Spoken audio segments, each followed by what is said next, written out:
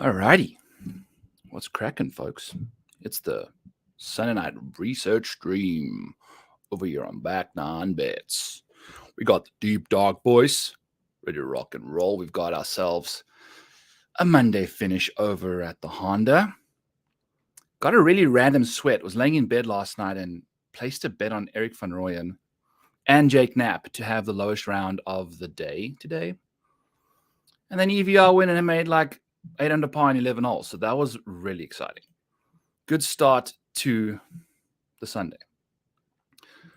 So we're going to dive into some Arnold Palmer. We're going to dive into some deep, dark stats. Try and figure out exactly where we want to go. Hopefully our Wi-Fi can figure itself out. We've got the model actually fired up all the way, which is good.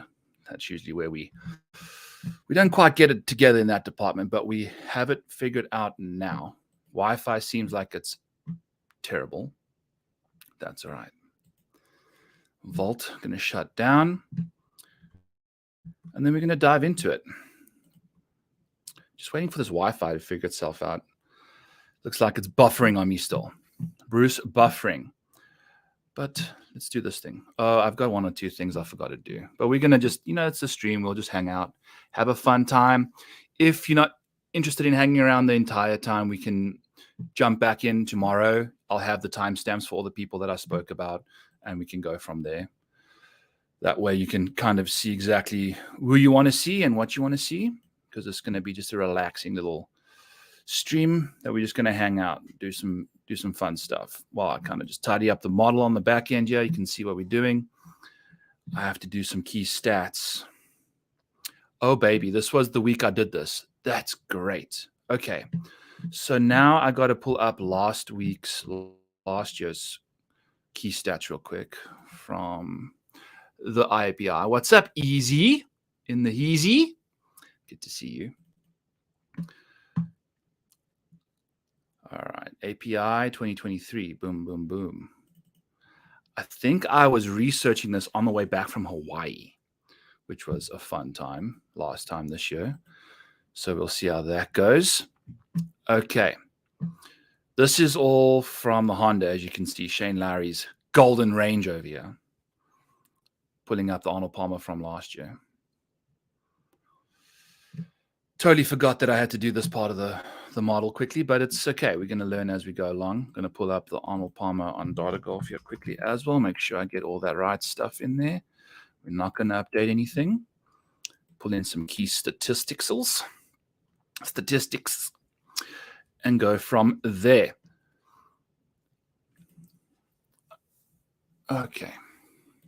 So it's driver intensive stuff. Obviously, we know that. It's going to be tons and tons of driver. I'm kind of curious as to what the proximity numbers are, but I think 150 and out definitely going to be in the mix. I forgot to do it. Okay, so we're going to have to do some typing, some boring stuff on here, but hey, it's okay. We'll be fine. So here's last year, big time from 150 and out. Okay, that makes a lot of sense. Kind of expected that. Waiting for this to figure itself out. Then we're going to go from there. Here we go. Okay. Boom. So this is the last 4 years worth of data. Let's find ourselves over here. Paste that son of a gun in there. What's up, Joanne? How are you doing on this fine, phenomenal evening? Okay, let's see how quickly we can do this thing. Boom chakalaka. Okay. 2023 off the tee, 0.426, 0.157, 0.275, 0.586, 586, 0.388, 0.580. Oops, not 850, 580. And then we got proximity numbers of 3.16, 6.2, 9.6, all under the tour average so far until we get to 200. Wow. 118, 14.8 for the 200. No, that's the wrong. We've missed one, yeah. 18, so there's 16.3 over here.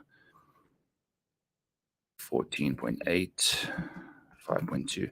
We've got 11% from, what am I doing? 14. We keep missing one. 14, 18.1, 16.3. See, this is ADD for you boys and girls. This is like a regular occurrence for me. And then 5.2, 11.7. All right, there we go. That's making a lot more sense. So, yeah, look at all this heavy bands from one. In fact, what 53% of shots from 150 to 225. Mrs. Maniac just showed up potentially. So that's good.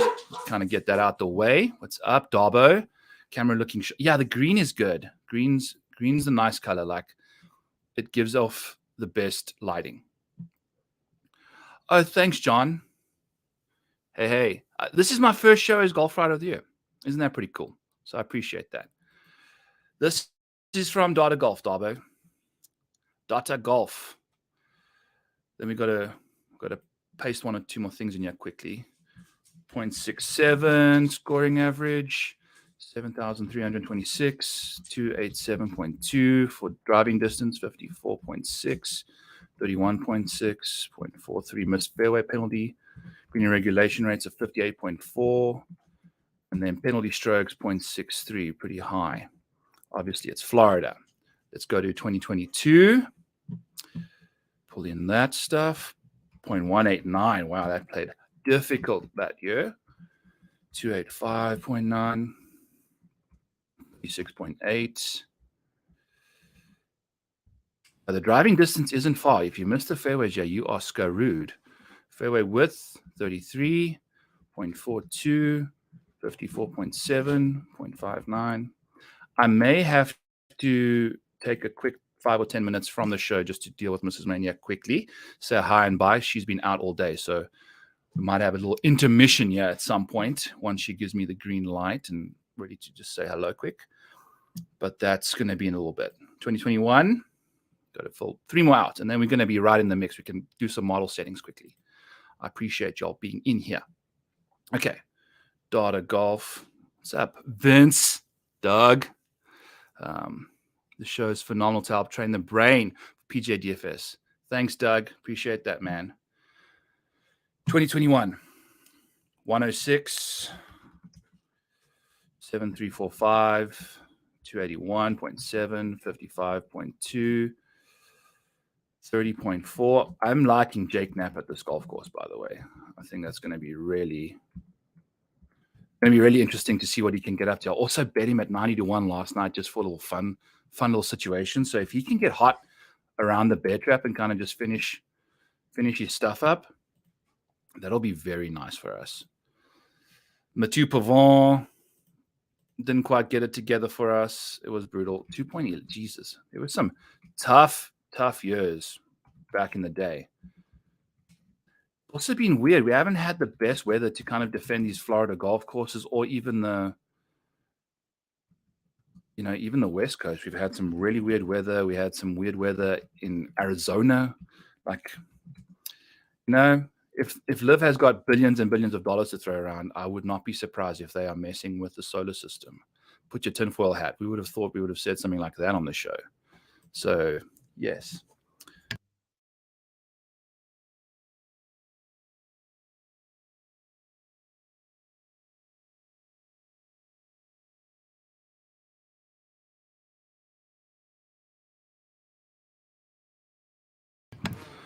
All right. We're back. So it'll be in a little bit. I'll be jumping off just for a touch, but I'll just leave the stream going because I don't want to deal with too much of that nonsense. Okay. Back to business. Over here, last one. 2019, 0.38, 7371, 282.2, 63.1. Oh, man. 335. Jesus, my fingers. So late at night. 63.1. 35.2 fairway width. So the fairways have got a little narrower since 2019. 0.39, 57.6. Green regs and stroke penalty. All right, there we go. So we're in business now. Now the model should be firing on all cylinders. Let's see what we can do. What course is not like Jake Knapp? I know. Money Marg. What's cooking, brother? Good to see you in the chat, and Easy as well, obviously. Knapp looks... Yeah, I know. I think, playing with Rory, probably one of the biggest kind of blessings to get 3 rounds of him ball striking the crap out of it. I don't think Knapp needs any assistance from a driving perspective. I mean, a putting perspective. Just to see Rory absolutely dominating from tee to green with a very similar skill set that Knapp has is going to be, I think it's priceless. It's priceless experience that he gained just playing with Rory. Like if there's an elite athlete or elite pro on the golf tour that Knapp could learn the most from, it's probably Rory. So I'm very happy that he played with him. I'm excited, man. Obviously there's haters that didn't get on him at the Mexico, but there's also, you gotta really appreciate how well this guy can strike a golf ball right now. So the course history at this venue is pretty good. If you take a look at, we'll pull up Data Golf here real quick. Course history for Bay Hill. I just pulled it up for Joe Nicely's article just to double check what was going on there. But it's delightful. If you know, this is course fit on course history. Its correlations are pretty good with. Take a look at this. I mean, that's second level. That's on the level of El Camino. It's on the level of Scottsdale. It's on the level of Riv. This is top quality situation. Yeah, I mean, obviously because the skill sets are just completely specific for this venue. So we'll see what cooks when it comes to that. So we're going to ramp up the course history here to 15%. Last 24 rounds, 10%, and then our overall stats going to be 75 once that kicks in. Just want to make sure that I've exited out of a specific Excel spreadsheet because we don't want to be holding up too much bandwidth over here. All right, we have done that. Cool. Also, the hole-by-hole props were crushing, man. We were crushing that stuff this week. And then we went a little antsy with Tom Hoge. I don't know. There wasn't really a market for anybody. I think the course was just playing too easy this morning. It is what it is. All right, so let's take a look at the key stats here, figure out exactly. Driving accuracy, very important, actually. Considering people think that this is more of a bomber's paradise, kind of bomb and gouge, got to be able to hit in the fairway. If you can hit it long and far, boy, oh boy, are you in good shape. Around the green play, obviously with tons and tons of greening regulations. I mean, they're missing the greening regulation at about 11% less greens hit at this venue than tour average. So that makes tons of sense there. I mean, it's very difficult. We're gonna see how it goes. Oh yeah, Mike, we're gonna keep those props coming, baby. It's gonna be a fun time.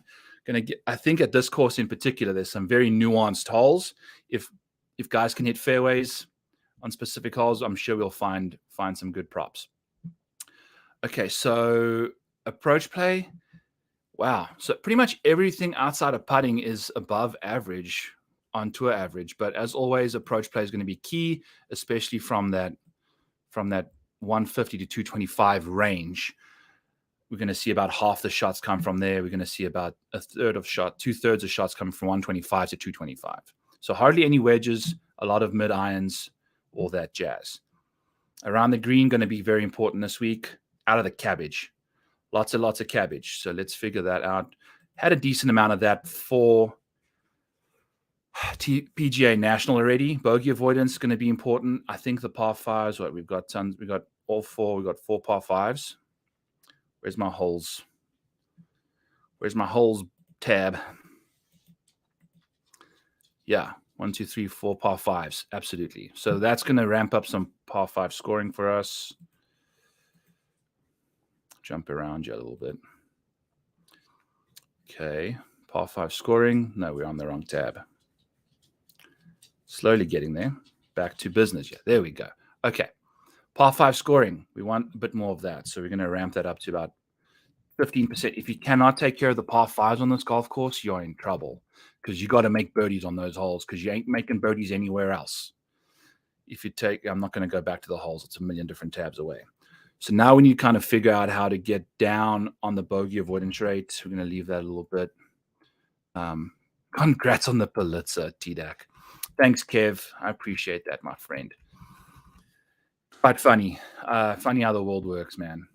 I couldn't believe it myself. It was an incredible situation, and so happy, so humbled, so just worked hard. It's kind of funny to see how things worked out. Copley, Minwoo's not in the field, brother. That's what I was saying like 2 weeks ago on Twitter. Why was Minwoo not signed up for Mexico? As well as he played okay, he played fine over here. He should have been in Mexico. Weaker field, course that suited his game to a T. To a T, man. But he tends to play well in Florida. Like, he's upped his game quite a lot since. I don't think he likes West Coast golf. So I think we're trying to figure out what Minwoo's situation is. We're going to ramp up around the green play. I think we're going to chill out on the putting. We're going to go soft. Like, we got 10% here. I think we're going to go 5.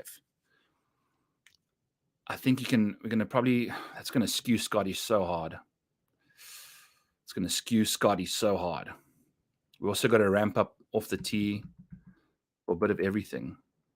All right, so we're going to do 5. We're going to actually do 4. 4 off the tee. Do 3 for driving accuracy. We're going to do 5 for distance. I feel like distance is paramount around here. We're going to do 5 for strokes gained off the tee on longer courses, 7,200 yards and up. And then I'm going to add 3. We're going to go 20% driving. I feel like you've got to drive the ball well here. Driving for the last 24 rounds. Going to see if we get some nice recent form in the mix there. Might have to just dose down the par 5 scoring to a degree. So let's go 12.5 there. And we're going to go 12.5 for around the green play.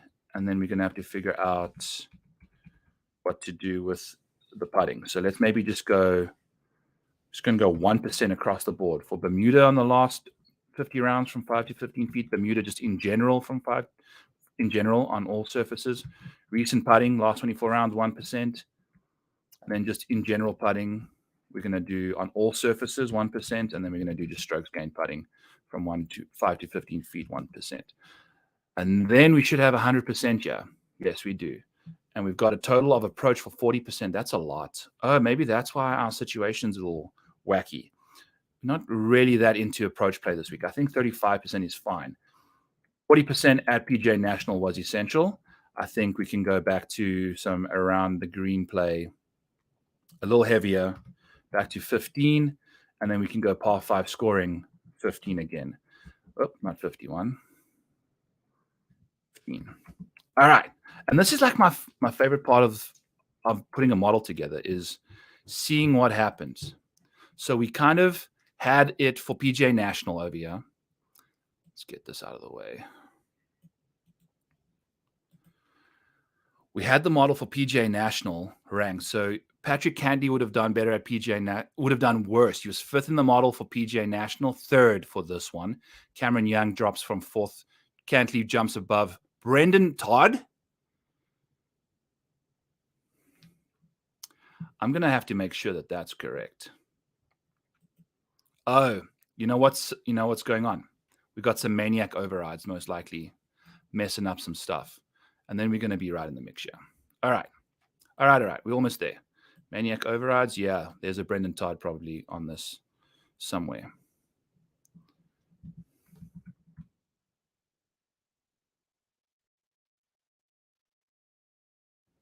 Okay. Brendan Todd getting a full 1 point. Yeah. Cool. So that makes me feel a million times better. Jesus, I was getting super freaked out with Brendan Todd as 3rd. I was like, whoo, what's up, D Hess in the hizzy as well? Got the nut hut representing hard. Yeah, I appreciate you guys. You guys rock. Okie dokie. So this is the situation, yeah. Let's do this. Implied odds, we need that for just some random calcs every now and then. We've got the model fired up. This is Matthieu, hasn't played you before. Ludvig, most likely. Oh, Ludvig has played you. I think he got a sponsor's invite. That's what Joe Idoni typed up in his article. All right, now we know what's truly behind. Yeah, some of the rankings get maniac overridden, buddy, and that's okay. That's just fine. Got to do that every now and then. So let's do this. Get rid of this stuff. And then we can start deep diving some Sons of Guns. Scotty, obviously, I mean, just from a long-term perspective, yeah, Maniac Override is definitely the moneymaker. I totally agree. That's where you go to make the bougie bucks. So Rory getting some serious love from a long-term perspective, recency bias, dropping him all the way down to 10th in the model. Interesting stuff. All right, so here's the API vault. I actually have this bad boy set up nicely for the first time in a while, so we don't have to be using the big boy. It's just everybody that's in the field, but I don't have very good filters on the freezing panes, freeze top row. And there we go. So let's do Scotty. 20 minutes in.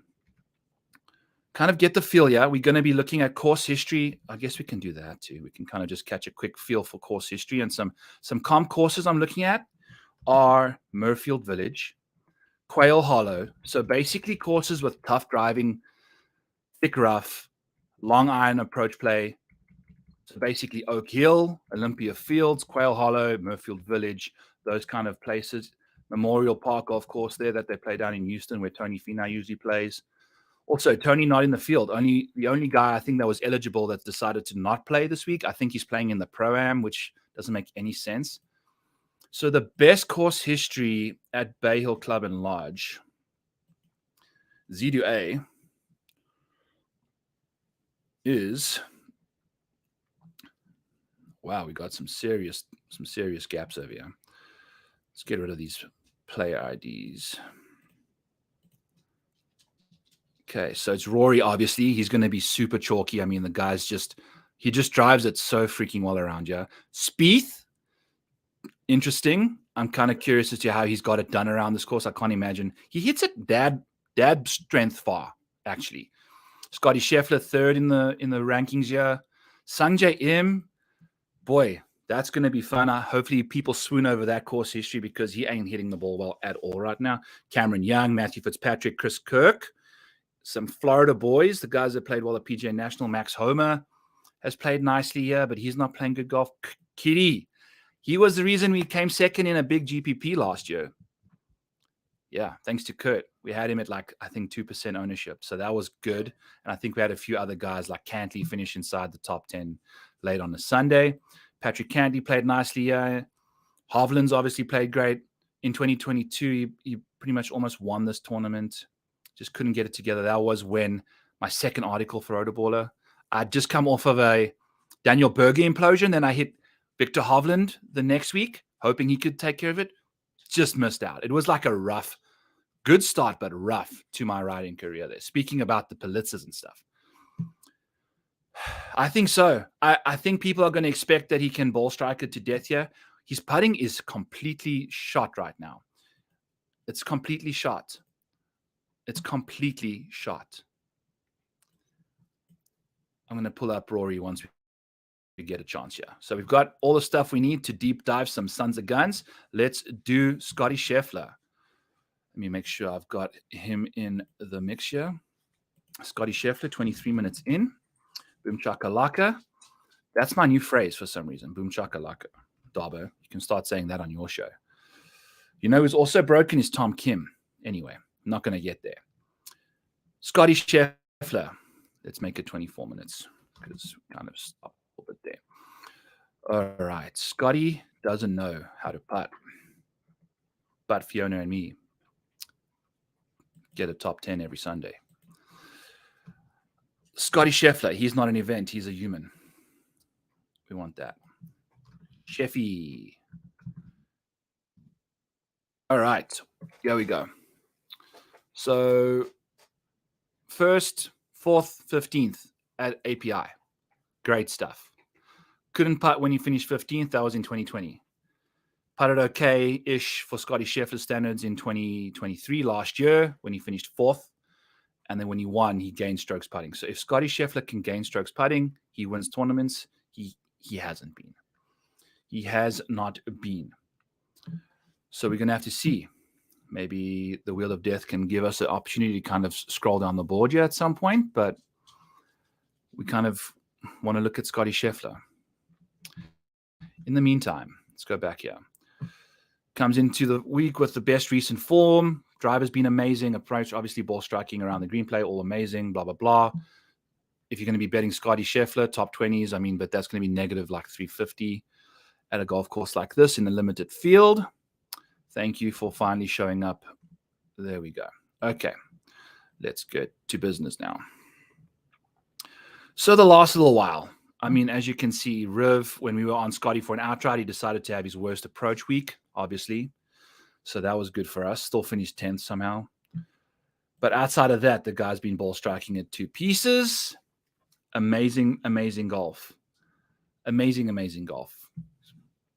Just this year, 5th of the century, 17th at the American Express, which didn't really suit his game, 6th, 3rd, and 10th. So he's been playing nicely.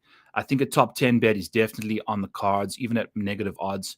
I think we finally get to one of the first golf courses that like truly suits Scotty Scheffler and can separate him from the rest of the pack.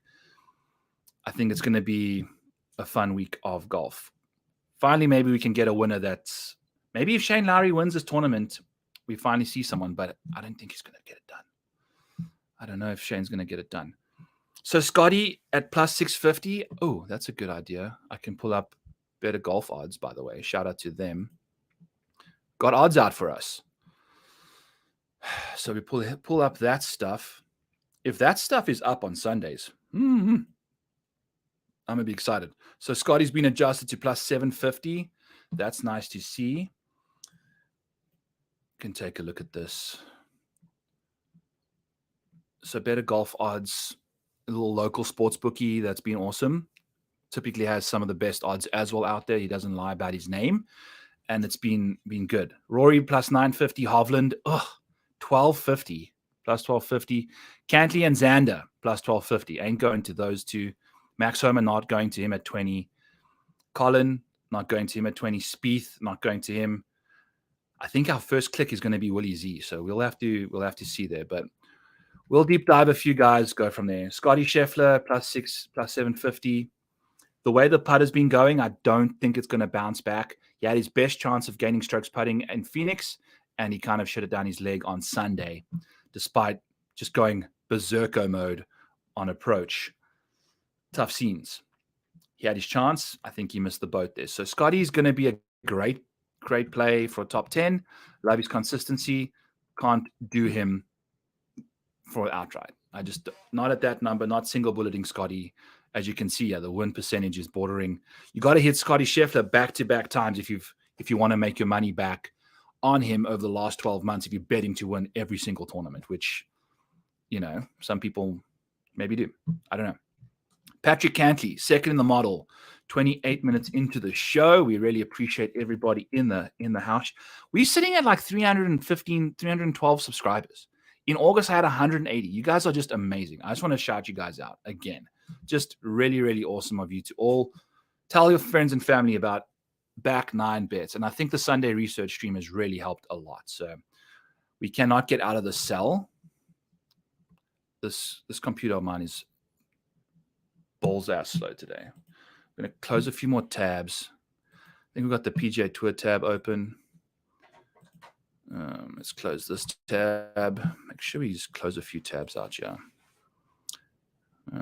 We got the API from 2023 open. That's a nice tab to close. We got some Slack. Let's close, and then we can get back in the mix. But Cantlay is up next, and I just don't trust him. I don't trust him to get the job done for us at all. I don't think. I mean, he's been a round 1 beast, but he ain't got it right now. His round 4 stuff has been. It's been Depends bad. Like the guy should be sponsored by Depends, not DeWalt. I think that's more like it because he just shits himself on Sundays, like out of nowhere. Not out of nowhere, like predictably on a Sunday.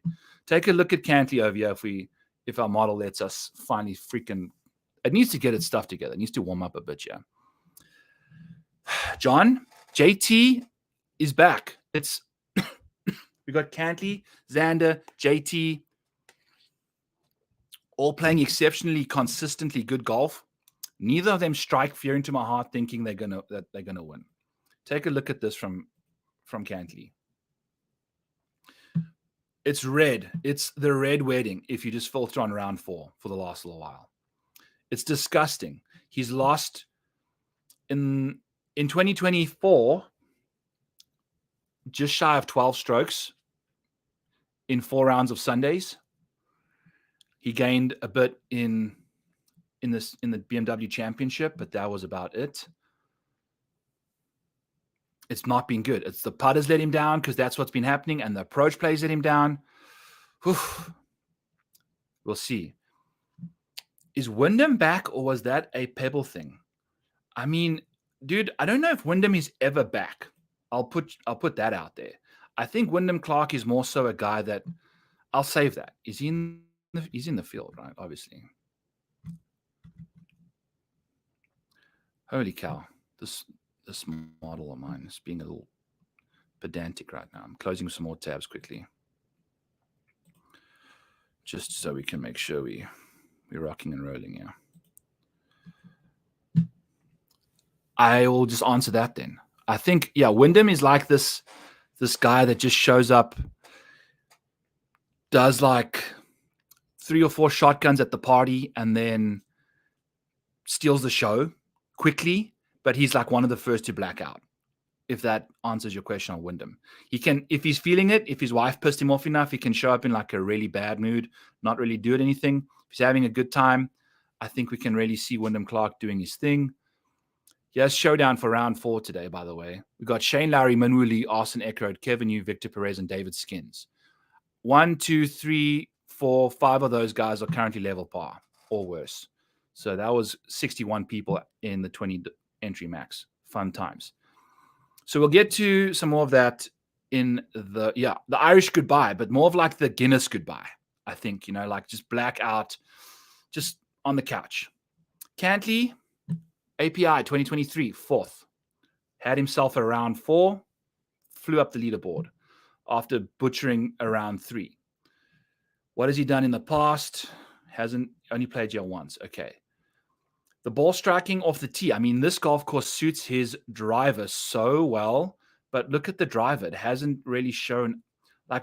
Look at this dark green over here.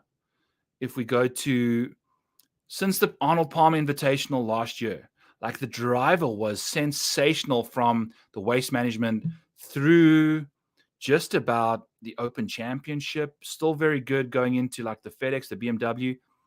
And then it's just been bad.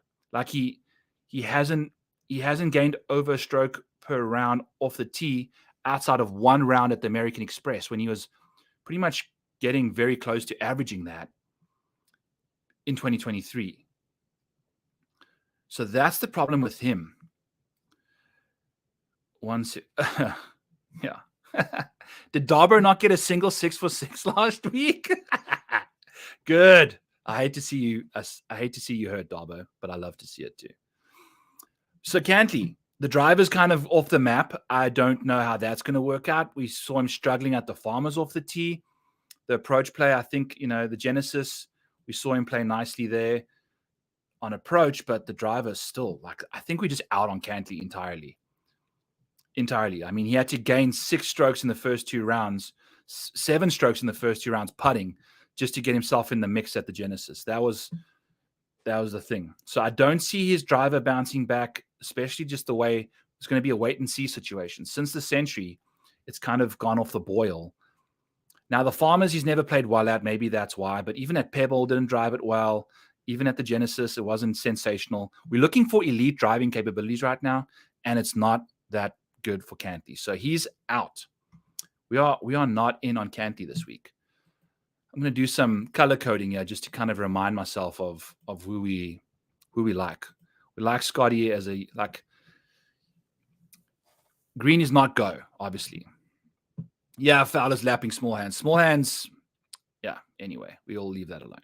Cam Young, obviously going to show up because of the elite driving capabilities. Course history, great.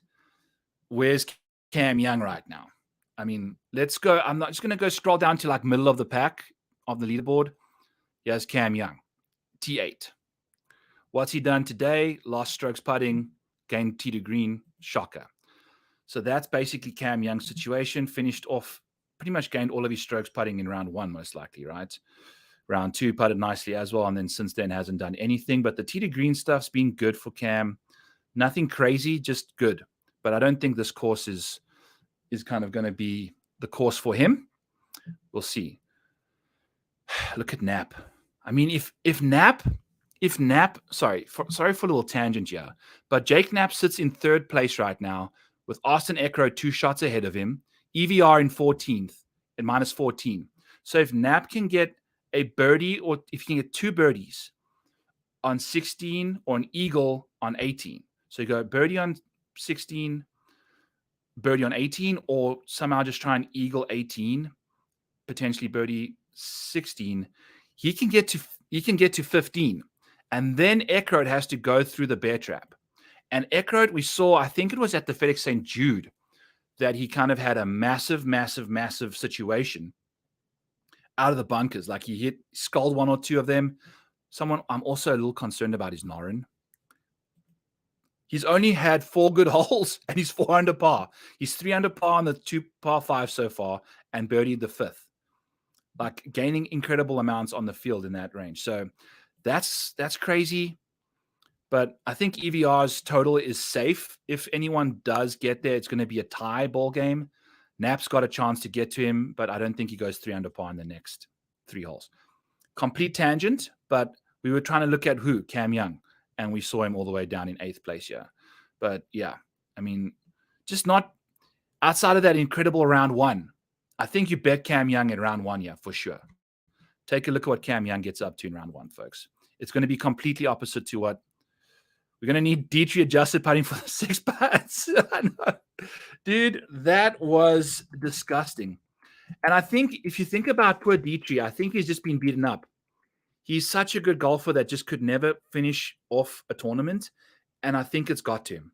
He's now rattled. He's completely and utterly broken because he just doesn't have the nads. I think he needs to spend a year in the nut hut for a while. Kind of get the nuts in check. Okay. It seems like the big file is almost better when it comes to speed, which I've even closed behind the scenes. This is just one file that I pasted values into. There's no formulas, no nothing. The other big file with all the calculations seems to kind of figure its stuff out much quicker. I don't know what's going on. But if you take a look at Cam Young just over the last little while, round 1, gained 4.7 strokes. Let's go to AT&T Pebble Beach. Didn't really do too much there. Round 1 of the Waste Management Phoenix Open, one of his best rounds. If you take a look at the Genesis, I guess he bounced back in round 2 after a disgusting round 1. So there's a lot of spike potential from Cam Young. There's a lot of disappointment hidden in between all the situations here. Just not getting it done. We'll have to see. Dietrich would be divorced in a year if he joined the nut.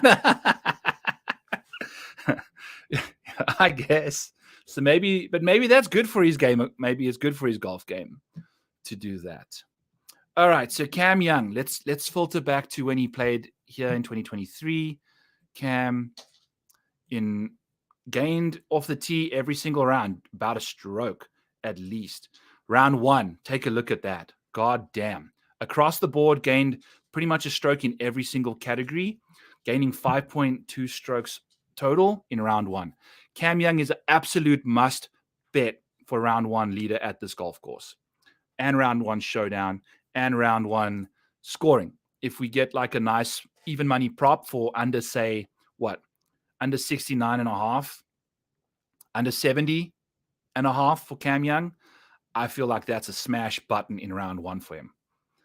The rest of his, he just completely got stuck in neutral for the rest of the tournament and finished 10th. That's what he kind of gets up to now. So I think we've kind of figured it out with Cam. If he wins a golf tournament, you sure as shit know I'm not going to be on him. That's just how it's going to be. I'm going to wait for him to win one, and then we kind of react to that. The course history here is amazing. Again, solid round 1 in 2022, played nicely in round 3, played nicely in round 4. Sorry, round 2, round 1, and round 4, he played nicely last round, pretty much across the board, except for off the tee in round 3. So lots to like from Cam Young. He's only lost strokes around this golf course once, but this is a different This is a Cam Young showing up with massive scar tissue. This guy is he's held together by Scotch tape, not even duct tape. It's like Scotch tape because it comes apart quickly. It really does. But he's showing a bit more consistency. We're going to potentially see another top 20 at least from him at the Honda, at the Cognizant. So that would be 3 consecutive top 20s, which is better to see. And it's been, what's his around the green play been like at the Cog? Young Money. Solid. I mean, he's been good. Pretty much across the board, he's been solid for the week. So he seems to be moving in the right direction. I think just get round one exposure to him there and see. Maybe a top 20 bet, I think. Wouldn't be a terrible bet for Cam Young, but I think he's going to be quite popular. What are his odds? Ooh. 33 to 1 for Cam. So we're probably going to get, once the markets come out for first round leader, probably 30 to 1 on Cam, which is fine. I'll take that. Kind of just single bullet it. I feel like he's definitely in the mix. Potentially Cantlay, but Cantley's single bullet round 1 is probably going to be like in the 20s. So we'll have to see. Young playing well this week gives me way more confidence to play him next week. Did not like him at all this week. And I think he's starting to get a bit more consistency, but I just don't see him winning. Like that's the thing. Like he hasn't shown that when he needs to get the pedal to the metal, just not there. He just runs out of gears. And I think that's the problem for Cam Young. So that's the thing. All right. So what the hell time did we start speaking about Cam Young? We've spoken about him for quite a while. I need someone to like almost send a timestamp the moment I start speaking to someone in the chat. Anyway, so let's go with a random 36 minutes. We kind of went on a bit of a tangent. Let's go 35. I don't feel like we spoke about Patrick Cantlay for 8. Ooh. Take a look at this name showing up here. And I like it. I like it a lot. Stephan Jaeger, 4th in the model. Not going to win the tournament either. So Cam Young, let's say, what is going to be a first round leader tag? Should we make it pink? Okay. Stephan Jaeger, also first round leader candidate. If we go to his first round leader numbers, take a look here. Boom chakalaka. Don't even know why I'm saying that again. Stephan Jaeger, 16th in strokes gained in round 1 in this field. So Cam Young's 15th. And then it goes disgustingly bad to 156th. I don't know where that's exactly coming from, but you get the picture. So Stephan Jaeger, 43 minutes in, 42 minutes in. Love what he's getting up to. I mean, off the tee, things are looking good.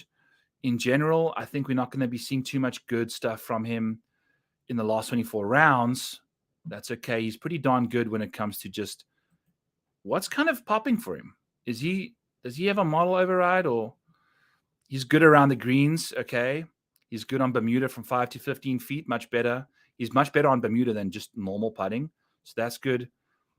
Bogey avoidance rate has been historically good, and the par 5 scoring, very good, 10th. So a lot to like from Jaeger bombs.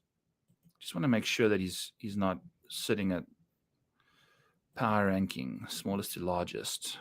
Please don't break anything.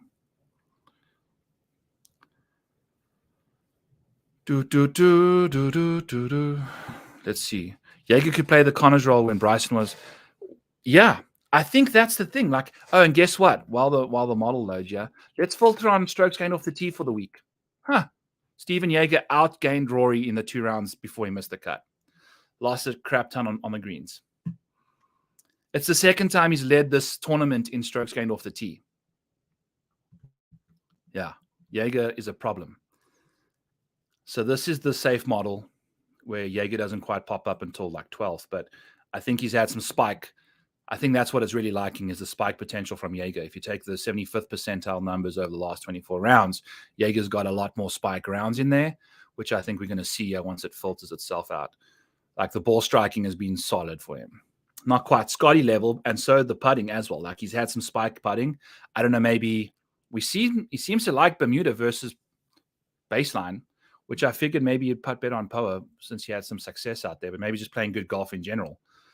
So there's a lot to like from Jaeger from an upside perspective outside of the approach play. But if you can drive it well, yeah, I think that's like objective number one done. And he's accurate for how far he hits it. So I like Jaeger a lot. Let's pull his stuff up here quickly and kind of take a look at him. I think I like him for a top 20 because that's his way. That's the way he goes.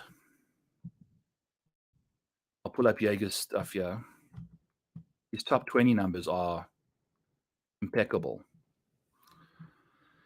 3rd, 71st, 18th, 52nd in the last 5 starts. So we've got like 2 top 5s, 3 top 20s, and then basically 3 duds. So it's every other week Jaeger shows up, kind of like when the model doesn't respond. Let's go to see what Jaeger's, if you take a look at his percentages, Jaeger's top 40 rate is 64%, top 20 rate is 36%.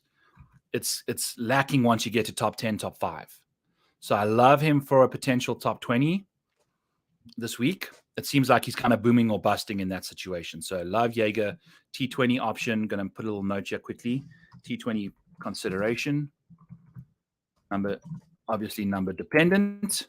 But if we go take a look at his stuff, I mean, the off the tee has been, geez, dude, hot and cold. I mean, how do you lose this much in around Mexico? Like he lost 2 strokes off the tee in Mexico in round 3. Played pretty solid at the Farmers until the final round. I think that was mainly got to do with that final, like second last hole where he hit one into the gundish. Approach play was scintillating. Like it's been like since the Sony, he's been playing some solid golf. Since that final round of the Sony, seems like things have clicked for him. The approach play has been fine, been hot and cold. So that's the thing. He's just not getting consistency from Jaeger. If you take a look at his like round by round stuff, we'll leave the Sony alone. He did it all in round 1 and then got stuck in neutral for the rest of the tournament. The American Express, round 2, dominated. That was it. That's all we got from him.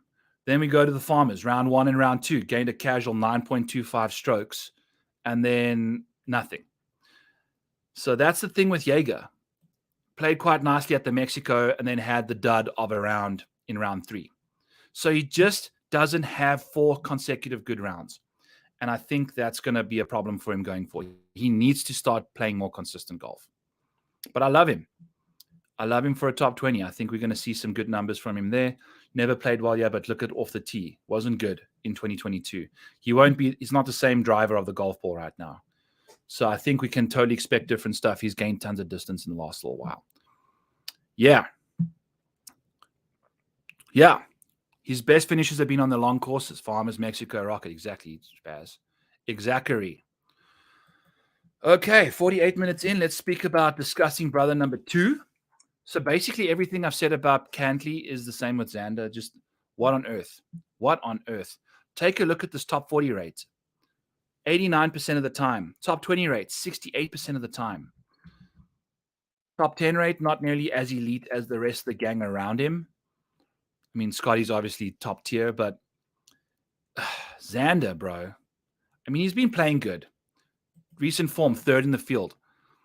People are going to just completely glom onto that. He's just been struggling. Like, if you take a look at the weighted stuff, strokes gained from these long irons, Xander's incredible, man. Absolutely incredible. Need to make sure that I can freeze this so we can see what's going on over here for him. Like, Xander's strokes gained from 150 to 200. His strokes gained is 4th in the field, behind Scotty's number 1, obviously. If you take a look at 200 plus, 6th in the field, incredible. The good shot rates, incredible from 200 and out. Out of the rough, and I think that's a very important, that's what I've been trying to, I'm glad I remembered it. Jaeger struggles out the rough, I guess, but he's not a very good iron player in general anyway. But Cantlay is exceptionally good out of the rough, which the way he's driving it now seems like it has to be that way. But let's go to the rough. Strokes gained out of the rough from 150 and out. That's going to be all the buckets included from 150 and out. The best golfers in this field out of the rough. Scotty's not necessarily the very best, which gave me some concern about him at Riv after I bet him. So I got to stop clicking filter buttons that are slowing this stuff down all the way. But it is what it is. All right. Tommy Fleetwood, exceptional out of the rough. We got Xander, like we were speaking about. Very good, very good, very good. Viktor Hovland, number 1 out of the rough. Duh. Webb Simpson, what the hell's he doing in the field? Out of the rough, he's 3rd. So he's impressive out of the rough. Tommy Sungjae, very good out of the rough for some reason. Cantlay, Rory, Tom Hoge, Mark Aberg, Justin Thomas. So those are like the top 10 guys out of the rough from the very important range this week. I think this is a critical range. Got to make sure your guy can handle it, because what we saw on the key stats, driving accuracy at this venue is like 57%. So it's slightly below average. If you're in the rough 4 out of 10 times, you're going to be hitting out of the rough this week, and you got to make sure you can handle it. Pulling up Xander. Xander. So like if you pull up a round 1 showdown, wonder if I actually have that up. Go and see. Jump around a bit, yeah. No, it's not responding. God damn. I need to figure this out. So anyway, 2023, Xander finished 39th here. Off the tee, I think Xander had a bit of a tough time in 2023 with the driver. It seems like he's fixed the driver up a lot. It's kind of taken him from just finishing inside the top 20 all the time to kind of finishing a lot more towards the top of the leaderboard, which is good. Kind of approaching not what Rory does, but when you can drive the ball consistently, you can have weeks like Rory has, where it looks like you don't even know how to putt, but you still finish inside the top 20 at a golf course that doesn't even suit you. So that's the situation with Xander. He putted nicely here the last time. He's great at 5 to 15 feet putting. He's great with the long irons. Jesus, this thing is taking forever. Played nicely at the Masters. Players, he likes the Florida stuff a little bit too. By God. The spinning wheel. The spinning wheel. All right, we're back. And we're back. There we go. Take a look at what he's been up to recently. So the Genesis, he finished 4th. Was in the final group. Shit it down his leg. Just gained half a stroke. Lost putting. Lost off the tee. Just couldn't figure it out. I think Xander is a definite consideration for top 20, because if you take a look at his stuff, I mean, we've got outside of Pebble, where he played very badly, we've had 4 top 10s in a row to start. Well, outside of Pebble, 4 out of the last 5 have been top 10s. Granted, some of them have been in smaller fields, but still solid golf from Xander. So maybe a top 10 this week is on the cards. Maybe it's a live ad situation, because let's take a look at his stuff. Round 1 at Kapalua, gained nicely, got right in the mix. Round 2, lost strokes. Bounced back in a big way after he kind of averaged a casual 0.65 in the first 2 rounds after sucking it up in round 2. Big time tournament mover in round 3. Then at the American Express, tons of good play in round 1, sucked it up in round 2, cruised up the leaderboard in round 3 and round 4. So you're kind of just waiting. If he has the bad round in round 1 or the bad round in round 2, pounce on that top 20, because it's almost immediately going to be a good round after that. We bet him at the Genesis live right after an average round 1.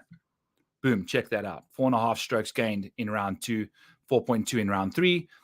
Till he gets to the top of the leaderboard, then he kind of just auto breaks. You just can't keep it going.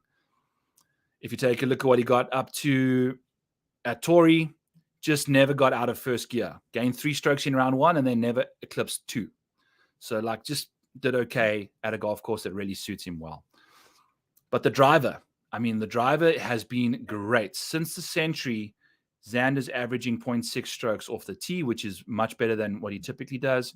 If you take away that one bad round at Pebble, he's averaging 0.8 off the tee in those 14 rounds. So he's really starting to play nicely with the driver. And the around the green play has been very solid too, considering the approach play has been good as well. So there's a lot to like about him. I don't think he's going to win this tournament. I definitely think he's going to finish inside the top 10. Let's roll the dice and hit a filter here, and it moves it nicely for us quickly. So we like Xander.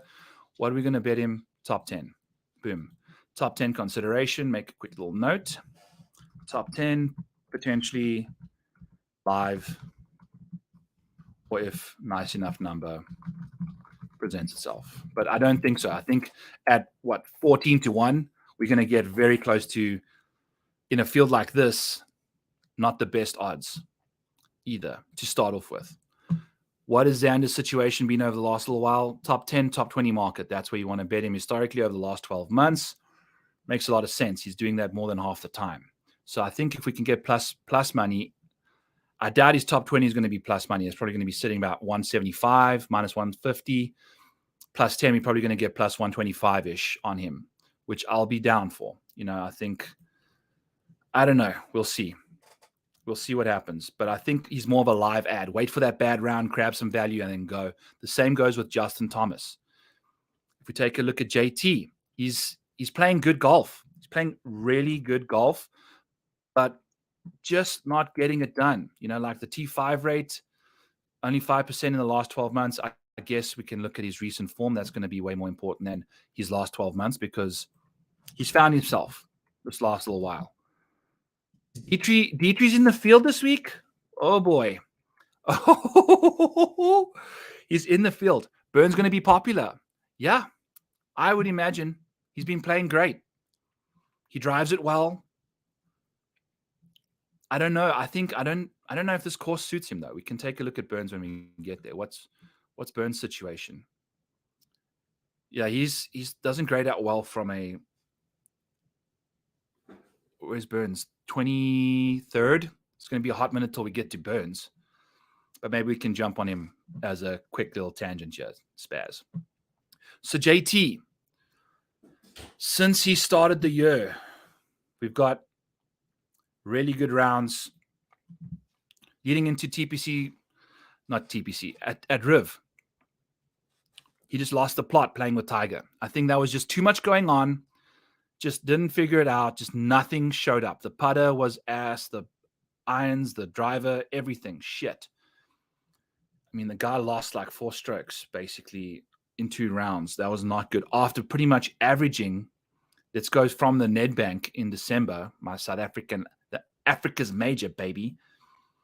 He was averaging 2.5 strokes, basically, 2.4 strokes in his last 15 rounds, and then just absolutely figured it out. So I think, let's see, as JT, I don't think he typically plays Jay. Played you last year, and that's it, hey? Yeah. So what? He finished 21st year. Criminal. You're a South African, right? The stuff that you've been saying is, I reckon you're a Safa. Confirm for me there. But definitely sounds like it. So we've got JT. We finished 21st year. Sucked it up in round 1. Had himself a round 2. By God. 6.5 strokes. We'll see what he can do again, but he didn't really figure it out either side of that. So that was his problem at this golf course. I don't know. I mean, he obviously found some upside, and when the putter shines, he shines. Yeah, still on Borsche, eh? Okay, lekker. It seems like it figures itself out when I go back and forth. Doesn't like to think too long in this one. So he hasn't played yet other than last time, 21st, which is a bit of a concern. I think I know Joe Idoni wrote him up. What, Sheff and Hovland were killing it this tournament. Then they kind of pooped it down their pants there in the final round. I know JT off the tee has been solid. He's been good, and the around the green play at this golf course, I feel like I really like that. I like him from an iron perspective because his off the tee numbers at this golf course, like you're saying, Darbo, check at this, just dominated.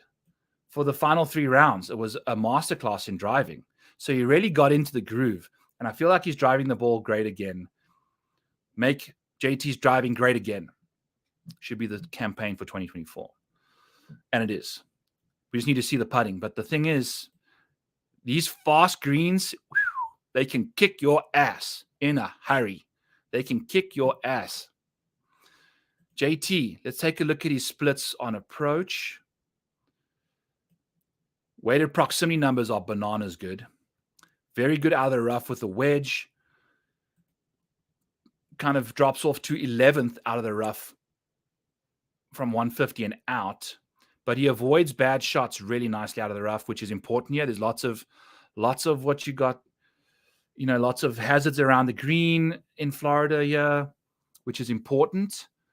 Where's his best range? It's kind of the 150 to 200, which is okay. It's the wedges. Obviously, he's a very good wedge player. Not going to see too many of those, but he's okay. Like, it doesn't suit his irons very well this week.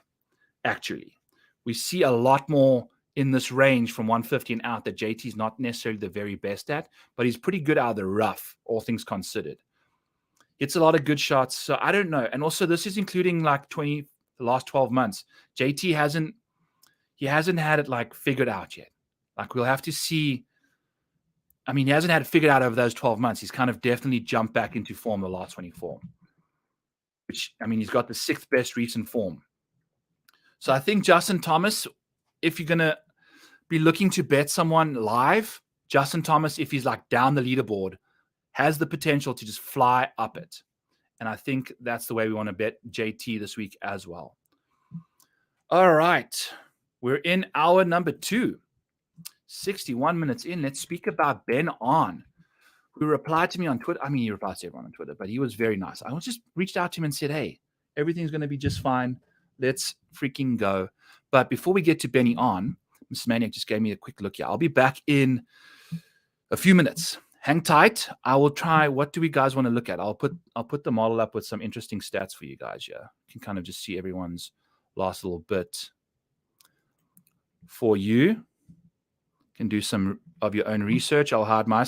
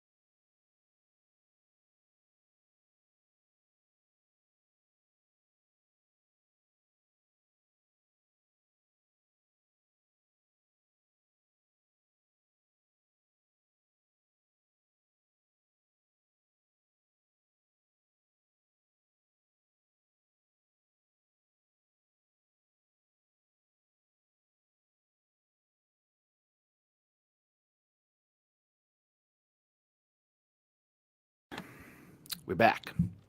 Sorry about that. Okie dokie. So we were chatting about Benny On. He's been an awesome guy to chat with on Twitter, obviously. 7th in the model, got tons of distance off the tee. Plays nicely on these longer golf courses. Doesn't quite have the accuracy we want. What's his iron situation look like? Very good wedge player. Very good at hitting. He hits such good shots from 200 yards and out.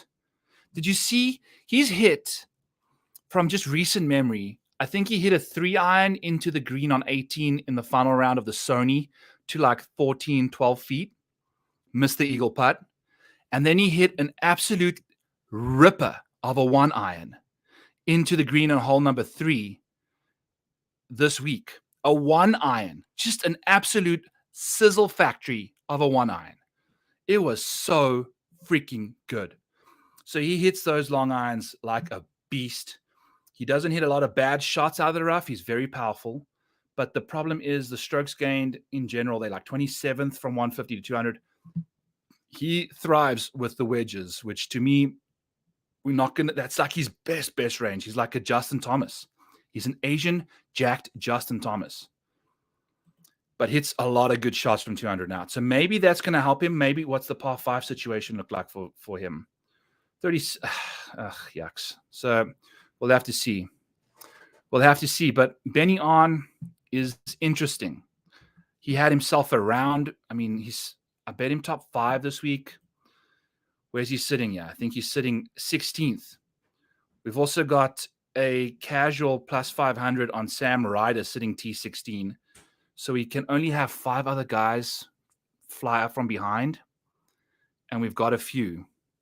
There's going to be a pretty epic Sam Ryder sweat. Who, guess what he did on the final freaking hole? Hit in the water. Freaking hell. If he just makes par on the final hole, we're golden. But now he's sweating the crap out of ourselves. We've got a Pavon top 10. Whew, you know. So we'll see what happens. We've got a Billy Horschel top 40. Obviously, the only top 40 we have is sitting 4th. Brutal stuff. Anyway, life goes on. We'll see what cooks. Tom Hoge, Chris Kirk, blah, blah. I mean, CT Pan, if we can get him inside the top 10, that's at 11-1. He's only like 3 or 4 shots back. No, 2 shots back. So it's so close. Anything can happen. Anyway, getting completely sidetracked. Byeong Hun. I mean, if he wins one, would you be surprised? And I think we're going to catch him 50. Wyndham Clark's 50. So I don't know. All right, let me catch up with the chat. I got make JT great again. Yeah, if you can be positive with the T at this course, I'm down with JT, which I think we can expect. I mean, that seems like it. I just don't know about the irons for him. You know, I think Byeong Hun and JT with the short irons. Let's take a look at. Let's go back. I know we were doing Byeong Hun, but I want to take a look at what Justin Thomas has been up to this year with the irons quickly. I think that's going to be an important differentiator to decide if we go to him. So the last few months since January 1st, green regulation rates have been ass, but let's take a look at like 150 to 200. Okay, 200. Oh boy. His long irons have been rough. 26 of them only, so not a lot, but still, like the further away we get from the hole, the worse JT seems to get, hey? Out of the rough, very good. Jeez, out of the rough. So that's only 23 shots, though. We'll have to see. Okay. Back to Byeong Hun. Let's dive into his recent stuff. And then we can start expediting through this stuff here a little bit. He's been hit and miss. He does not like the Waste Management Phoenix Open. I don't think he'll be making his way back to that tournament. Let's see if we can speed this up if I jump between these two things. No. So Benny, the approach play, obviously the issue off the tees, top 10 in the field, around the green, top 30. So he does 2 really important things, hits those long irons really well. Whew. Maybe we go top 5. Do another top 5 bet on Benny because Benny's like top 10, top 5 rate has been pretty darn good. He's been gaining return for you in top 10 market, top 5 market especially. He's had quite a few of those. 17% of his starts have been top 5s. So there's a lot to go off of from Benny there. I like him. And if we're getting some solid odds, give it to me. Give it to me, baby. Okay. Come on now. There we go. Byeong Hun. The putter. Maybe on Poa, it doesn't quite show up because he's not putted well in the last 14 rounds at all. Like at all. It's like back to Byeong Hun putting situation. Like when we were having those top end finishes, the putter showed up. Like the putter showed up at the American Express. The putter showed up in Sony. The putter showed up in the Century. What is the grass out in Hawaii? Oh, John. You know, actually, Henley actually grades out very well for someone that finished inside the top 20 a lot. Like, if you take a look at this, I'm going to do it. Check here. Henley. Russell Henley got the 6th best top 20 rate in the field. And we have a massive Russell Henley bet this week. Guess where Russell Henley's sitting? All the way down here in T42. +1 through the first freaking 9 holes. Guys just sucking it up. The irons have been very bad for him. He gained on 1 hole, and it's like barely anything. So we need to get Russell Henley to inside the top 20, which means he's got to gain like 3 strokes at least, go deep. But he's a top 20 guy. It's been frustrating. Anyway, completely tangent city here on Byeong Hun. But so Bermuda, you said, Darbo, that's good. Which means what? Benny on this course, the putting was better. So we saw some improvement with the putter for Benny. Let's see if we can. Round 1, we saw gains. Round 2, he lost a little bit. Round 3, barely lost. Round 4, gained a bit. So very consistent. Nothing terrible. I think maybe back on Bermuda Benny, we're back in business, right?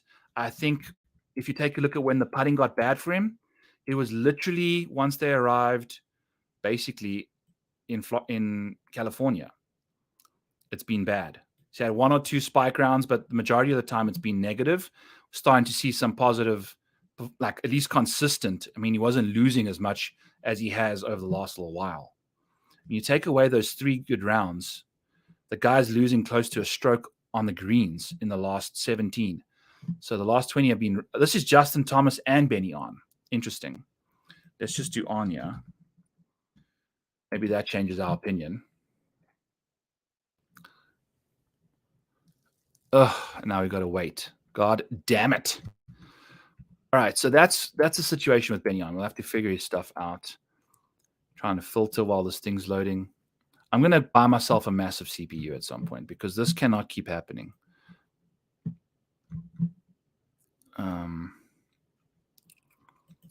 While this is going on, do we want to do another tangent here?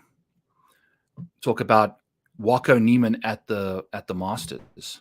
Everyone betting Waco,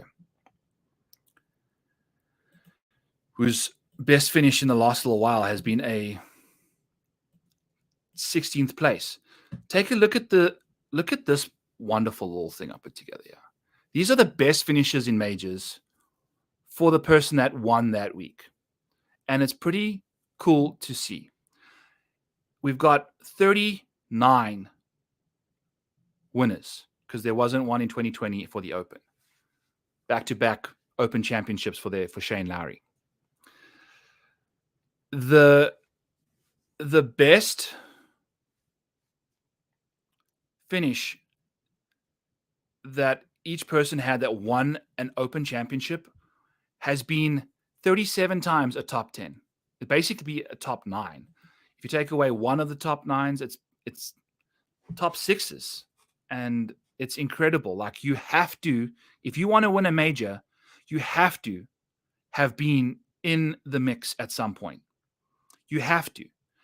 If your name is Collin Morikawa, you can show up out of nowhere and win a COVID PGA Championship and then win a British Open the following year without any people there. If you take a look at Wyndham Clark, he's the only person who had a 75th as his best finish, but it was his 7th major only. It was the second year he played majors, basically. Or maybe he's 3rd or 4th because he never played the Masters yet. But now you go into the Masters, and I think Spencer's like 7 Deadly Sins kind of does a beautiful job of describing. Like, I bet Max Homa last year, thinking he can translate from Riv quite nicely to whatchamacallit. Not. He could not. By the way, this chart is on my Twitter profile. It's down there, and it kind of dives into what Waco's situation is, because if you take a look at Neiman's like track record, it's not good at all at the majors. Like, he's had no top 10s in a major. These are the majors for Waco Neiman. His best finish was the Masters last year in 2023, finished 16th. Didn't gain anything on approach. Went nutsos with the short game. I can see he's obviously playing much better golf now. I get it. That makes tons of sense. But your best 3 finishes since 2020 are a 23rd, a 23rd, and a 16th. Now you're going to go and try and do, like, if you take a look at this chart, it's even more strict for Augusta. You have to have had finished 8 times out of the last 10 were second or first place finishes. Like, either have won a major or finish runner-up in a major to have won 8 of the last 10 green jackets. If you look at the Open, it's even stricter. Like, you have to, there's 1, 2, 3, 4 winners and 5 runner-ups who have won the last 9 Open championships. It gets a little more wishy-washy when it comes to the PGA and the US Open, but still top 10. You have to have finished inside the top 10s to get to situations. So, I mean, the Masters is a rule of thumb. The last 10 have finished 6th or better. So there's seriously importance to rating out major experience versus recent form. And I think, 40, 70 to 1, whatever you got the numbers at for Wako, I think a 70 is a fair price. Like, take a shot on him. But the Masters has stood the test of time. You have to pay your dues at that golf course. I'm so excited for that tournament this year. I'm so happy I put this chart up because I didn't realize how important it was to have tons of experience under your belt in that department. Okay, so Byeong Hun, yeah, pretty much since he returned from Hawaii, we've lost the putter. Outside of, once we got onto like actual POA, he had one good round on POA there at Pebble. So maybe we can see a bounce back with Benny. I like it a lot. Top 10 definitely going to be on the cards for Byeong Hun. Complete tangent there. It is what it is. Fun stuff. This is what you're going to get on the research show. Very cool chart. Took me a hot minute to put together, but I was seeing so many people talking about Benny, Wako, because I think it's still like 5 weeks to go. Like, he could cool off quite a lot. All right. I know what I'm going to do with Benny. I have to remind myself. Let's speak about Matthieu Pavon, 87 minutes into the show.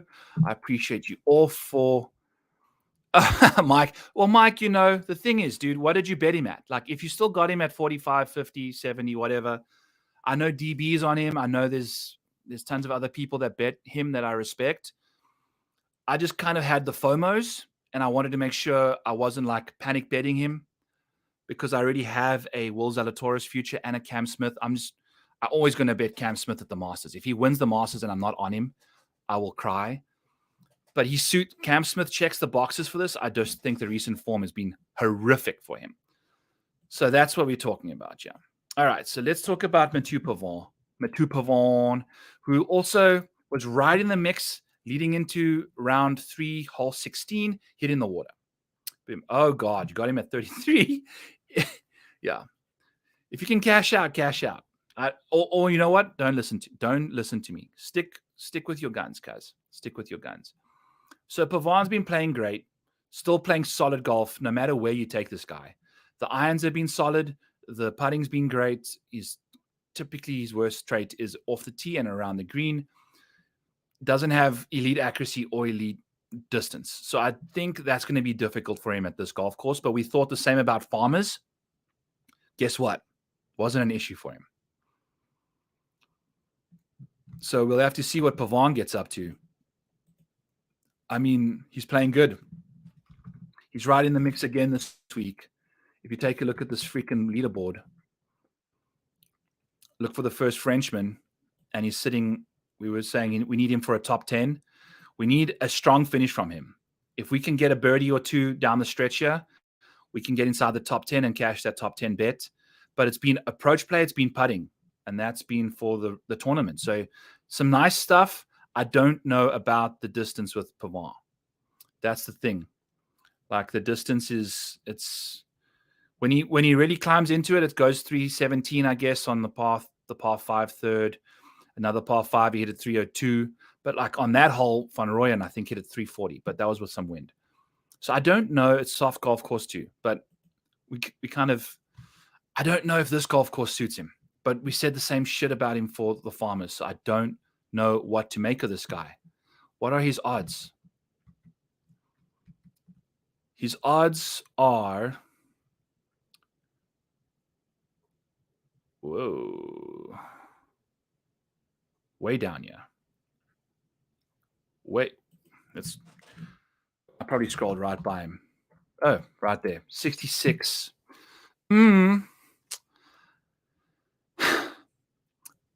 I don't know.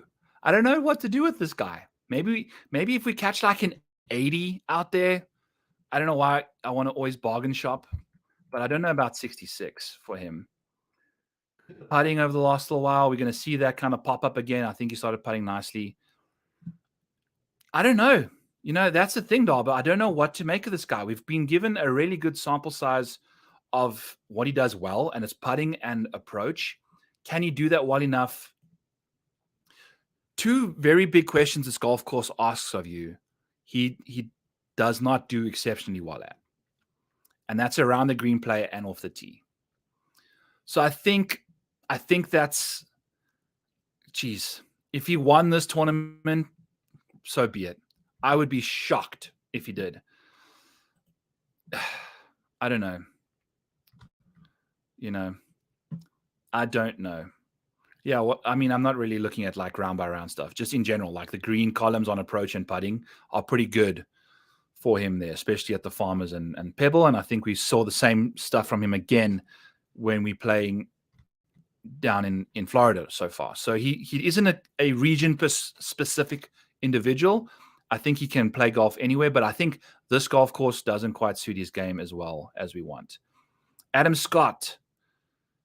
Okay, let's talk about this dude. 80. I wrote the wrong thing here on Pavon. 78. We are at 82 now for Adam Scott.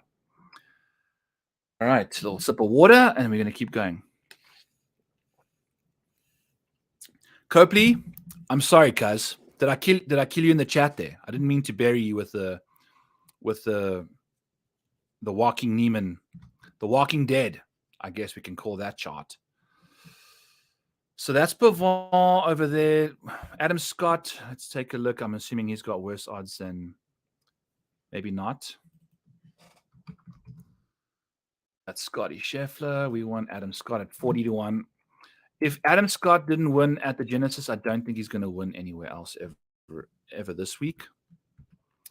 We're gray screening everything right now. Golly, this is driving me nuts. So Scott, ball striking has been scintillating. The around the green play is going to let him down big time at this venue. Has been putting quite nicely. How does he putt on on Bermuda? Yeah, putt's fine. Putt's fine on Bermuda. Also, what is going on with our recent birdie stuff? Yeah, why is it not pulling that stuff up?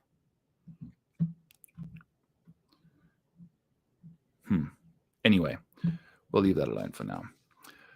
I don't even think I'm going to deep dive Adam Scott because I'm just going to pull up. It's going to take forever to filter on this stuff, and I don't want to waste a filter on Adam Scott. So if that gives you my opinion on him, you can have it there. I don't know. It's wedges for him, right? Like that's his thing. It's wedges. He's not very good with the long irons. So I'm cool with that. He is pretty okay. He's better out of the rough with the long irons, but I don't know. Like, golly, it's out of the fairway. He's not good, but out of the rough, he's very good. Okay, fine. Fine, Adam. We'll click your freaking name. Show up quick for us, please. Don't cause shit. So we've got 3 top 20s on the screen while it's frozen, yeah. The approach play has been great at the Waste Management Phoenix Open. Then when we thought he could play great golf, the Genesis showed up. Granted, he mentioned that he'd played the 3 rounds at the AT&T Pebble, the 4 at the Phoenix, and then he played again immediately after at the Genesis. He says he's in his older 40s now, and 3 straight rounds like that kind of didn't quite suit his body that well. Kind of sucked it up in round 1 and round 4. what has he done at this venue? So 31st, 26th, 41st, myth cut. Mike Tyson myth cut there. So yeah, exactly what we kind of expected from Scott. Don't really have an opinion on him this week. I'm expecting a middling performance from Scott. Did we deep dive Rory already? I don't think we did. We spoke about him, but I don't know if we deep dove him. We'll do a quick one because we kind of spoke about him already. But I don't remember typing in Rory or McIlroy. Maybe we did, maybe we didn't. It is what it is. Yeah. I know I caught a lift there about Adam Scott. So we got some issues. We got some Scotty issues. We'll have to see what he gets up to. I mean, Rory's played well at this golf course, so well. But the thing is, his putting has been very bad the last little while. And I think he had a really bad performance on the greens last year. It was looking good until I think like round 3, and then he kind of sucked it up. Let's try and find it here. Yeah, look here. Round 1, lost strokes. Round 4, lost strokes. And still finished 4th. Look at this, though. I think with Rory, his tendency to just succeed on this golf course, man. You know. But let's look here. Obviously got impeccable track record here. So we've lost 2022. Lost 2 strokes, gained 1, gained 1.5. 2021. Lost a bit, got off to a hot start. So everyone says fast Bermuda's Rory. We haven't seen since 2019 round 4. Like, I mean, if you take a look at the first 2 APIs in the database here, we're averaging 1.3 strokes on fast Bermuda, Darbo, for Roars. Then we go from that range all the way down here to 2022. Over that stint, if you take away the 1 round, he gained 3.7 strokes. We are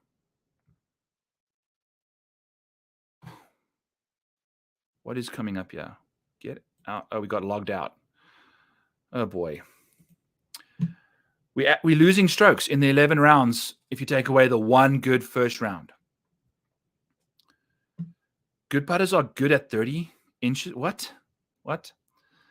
And then if you take a look at 2023, it's neutral again. And guess what? If we take a look at what Rory got up to on the greens this week, completely abomination city. So that's the thing with him. Like, if we expect the putter to bounce back, we can't bet the guy. I mean, but Jesus, look at these finishing positions. Yeah. I don't know. Here's my hot take. Good putters are good at 30-foot putts. I thought that like 5 to 15 foot was typically the best and most reliable range, which I don't know why we don't have that open here. That's majors. Where's our... Oh, yeah, we go. 5 to 15 feet for Rory. That's Adam Scott. So Rory, he's not the best from 5 to 15 feet, and he's not very good on Bermuda putting either. His 3-putt avoidance is okay. I don't know. I don't know what to make of Rory, man. I don't know. So we're going to move on. I don't bet him. We're not going to bet him. I think maybe a top 10 on him, but if he's 9 to 1, you're not going to be getting solid numbers from Rory for a top 10 either. So Sungjae at a casual 80, let's go with 89 minutes into the show. I will just tell you right now, we'll spend 1 minute on Sungjae, and I don't even have to, like, if Sungjae Im, this last 24 rounds, 52nd in the field in recent form, is going to get updated with another miscut at a golf course that he's played exceptionally well at in the past, at the Honda. And that is all you need to know about Sungjae. All you need to know is he's 59th in this field in strokes gained approach. It seemed like that was an issue again at the Honda. Where on earth is our screen that had whatchamacallit on it? We'll look up Sungjae real quick, but we don't even have to. We're going to spend literally 20 seconds on this guy. Sungjae Im, event, values, strokes gained approach, his biggest loser. Round 1, lost 1.5 strokes. Round 2, bounce back neutral. Couldn't get it together. The putter's broken as well. Like, it's just no bueno for Sungjae right now. No good. No good. No dice for Sungjae. Bay. All right, so Spieth. Jordan Spieth got phenomenal course history here. Why? Let's go and investigate. This is a lot more exciting for me than... Come on, let us click this goddamn button here. But Spieth is also just a mental case when it comes to trying to win a golf tournament. We really haven't found a guy that we want to bet yet, have we? Outside of maybe Byeong Hun An, but at 50, oh boy, guys are getting in on Spieth, eh? Yeah, the Spieth train is a roller coaster that, Jesus, it is a roller coaster. The Spieth roller coaster is just, it's like you got to be crazy to get on that thing, especially if you've been on it like multiple times before. I understand first time roller coaster riders with Spieth, but if you are a returning roller coaster rider with Spieth, you are as psycho as he is. What on earth has he done here? He drives the ball well. I mean, Taylor Montgomery, every time you see him every now and then, he's gaining at least one stroke putting on a bomb. So some people just have an affinity to do that. Cam Smith, same situation. But those guys that putt well from far, also do good things when it comes to 5 to 15 feet. All right, Spieth. Let's see. Okay. Is that what it is? Yeah. Let's see. Yeah. Out of the rough. Pretty much across the board, he's neutral, but we can go take a look. Okay, just go back here. Spieth. See what he's been up to this year. Maybe he's got some better, or at least the last little while. Since Jan, out of the rough. I don't know. It's the good shot rates there, but it's not like exceptional. Last 12 months, it gets a bit better. But I don't know. I just don't think Spieth is ever going to get it together. Like, that's the thing. It's like he's going to be 20-1. That's like a third of your outright card right there. Are you willing to burn it on? So, when last did Jordan Spieth win a tournament? Where is he?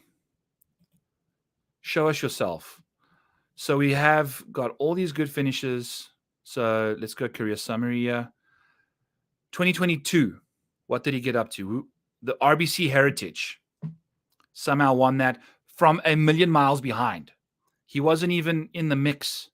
And then Cantlay, shocker, blew up down the stretch and couldn't take care of business. Cantlay and Kuchar, yeah. And Lowry. Lowry chipped it in the water, remember? So that's the problem. That 2022 was the last time Spieth ever won a tournament. Then he almost won the Byron Nelson the following year. We were on Spieth at the Valspar over here when he finished third. RBC Heritage, lost in the playoff. So, like, yeah, it's no good. No good. I don't know. If he wins, he wins. Like, and if there's someone that absolutely tilts my tits off, it's Jordan Spieth when I fade him. But typically it works out. And that's the thing, though. The short game, the putting has been great. What has he done at this golf course? That is the question I want to have answered here. 2023, Jordan Spieth finished fourth because he gained 1 million strokes around the green. Gained 6 strokes around the green in 4 rounds of golf, averaging 1.5 strokes per round. Everything else was ho-hum. The driver was fine. Tilt my tits off, Byron and Q 2024. Make my tits great again. The approach play leading into that week was pretty good too, and it just did not show up, but then he decided to do 1 million things around the green. Okay, Spieth. Then in 2021, situation just way more consistent. I feel like this is Spieth we got before Baby, where we didn't see these psycho red boxes show up out of nowhere. Like we got a bit of bad driving there, but that's typically what Spieth was up to. The approach play was good. The around the green was consistent. It wasn't 6 strokes gained. And he likes this golf course. He's got 2 T4s here. Golly, that's good. Does he have, what are his comp course situations like? Wells Fargo at Quail missed the cut, lost a ton on approach.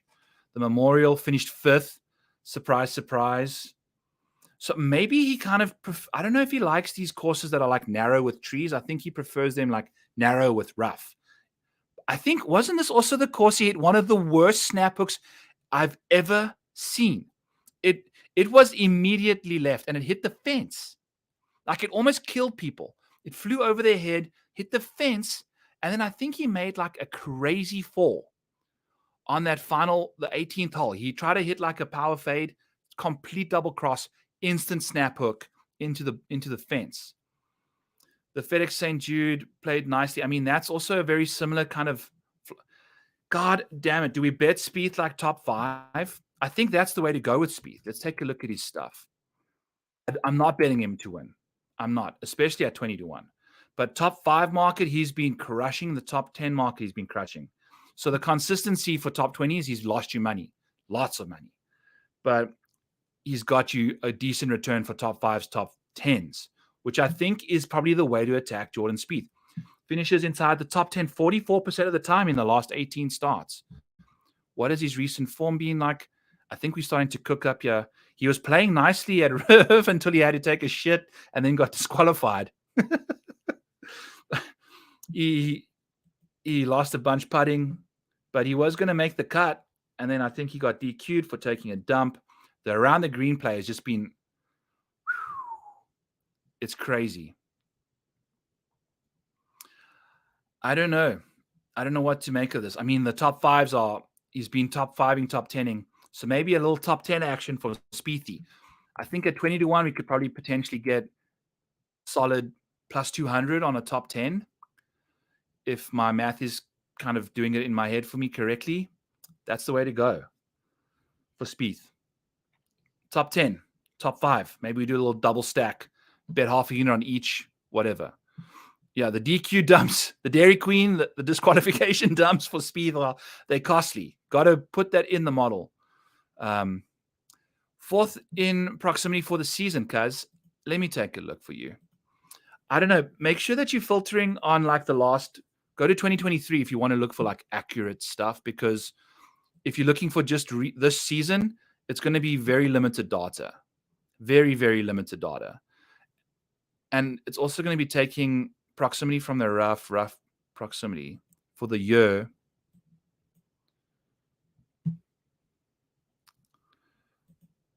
Is this what you're talking about? Yeah. So, I mean, he's only hit 39 shots. So if you go back to 2023 and you take a look at Spieth, then you're probably going to see Spieth drop a bit. Because only 39 shots, you can hit one, like 163rd, you know, like, so that was last year. It's probably somewhere in the middle, if you ask me.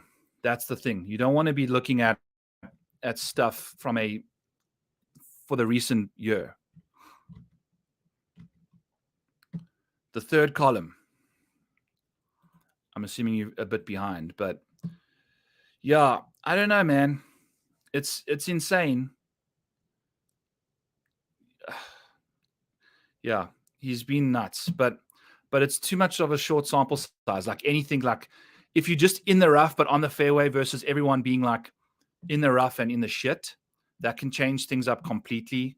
I think Darbo's a good guy to ask on this stuff. I think he'll give you a good answer. For short-term sample sizes aren't very good for you. Don't get caught up in that. You want to take a look at long-term stuff from a proximity number, because you can hit 2 or 3 like really good shots that are like hallelujah miracle shots in 39 of them, and then all of a sudden that is like 1 foot out of nowhere, and then that just shrinks that proximity like exorbitantly. So that little fun statistical analysis for you guys in that world. All right. We never spent 9 minutes on Jordan Spieth, did we? Okay. Anyway, moving on. Wyndham Clark. Let's go to his thing. This is the stuff with Wyndham. Now, if there's anybody that's spectacular, I'm going to go over to the proximity numbers here for Wyndham. So my proximity numbers here, Butti, are the last 12 months. So it's going to be a decent sample size for the last year. And if you take a look at the weighted good stuff, we're going to take a look here once we let this bad boy load on the back end. I need to make sure that this works quicker next time I do this. But Wyndham Clark is delightful to look at from a statistical perspective. Obviously won at Pebble, gaining 1 million strokes on the greens. But look at his green regulations and good shots, and he's just going to suit this golf course to a T. Not a good wedge player. That's fine. We're not going to see any of those this week. He's very good from 150 to 200. Going to see a lot of that. And then he's pretty solid from 200 and out. So I think this is an absolute, Jesus Christ, do we go to Wyndham Clark and does he win another golf tournament? Because if you take a look at green regulation rates and strokes gained out of the rough from 150 and out, he's 11th and 2nd in those departments. Like, very, very good. Hits tons of good shots from the rough from 150 and out. In the wedge ranges, he's like a totally different golfer. He's bottom half. Remember, we've only got, what?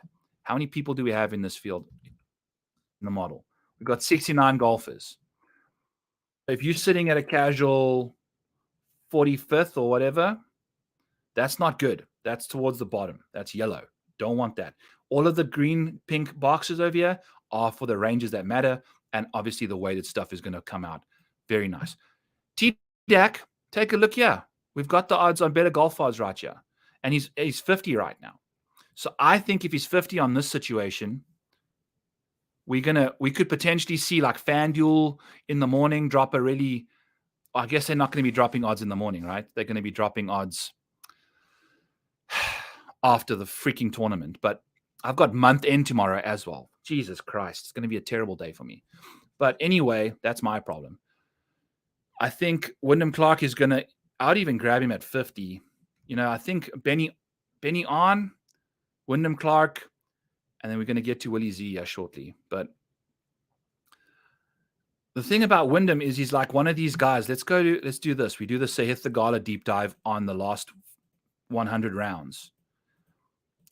I need to filter on some of these things. Here we go. Okay, let's find Clark here. I just saw him. Make this a color bucket.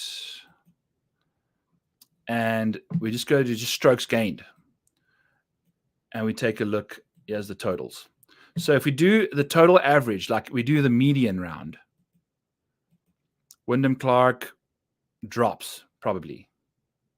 Also, why am I trying to filter on stuff when my computer's been a complete little bitch today? But 2.3.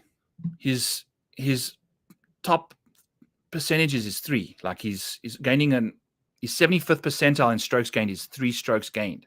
His median is 1.2, which is, it drops him. But I think if you filter on his upside, it starts getting better. Like it starts ranking him a bit closer to the top here. But Scotty Scheffler, John Rahm, Rory, and these are all guys that aren't, some of them even in the field. But yeah, that's the thing. Like he's an upside spike kind of guy. Like he just shows up. He just shows up. I don't understand it.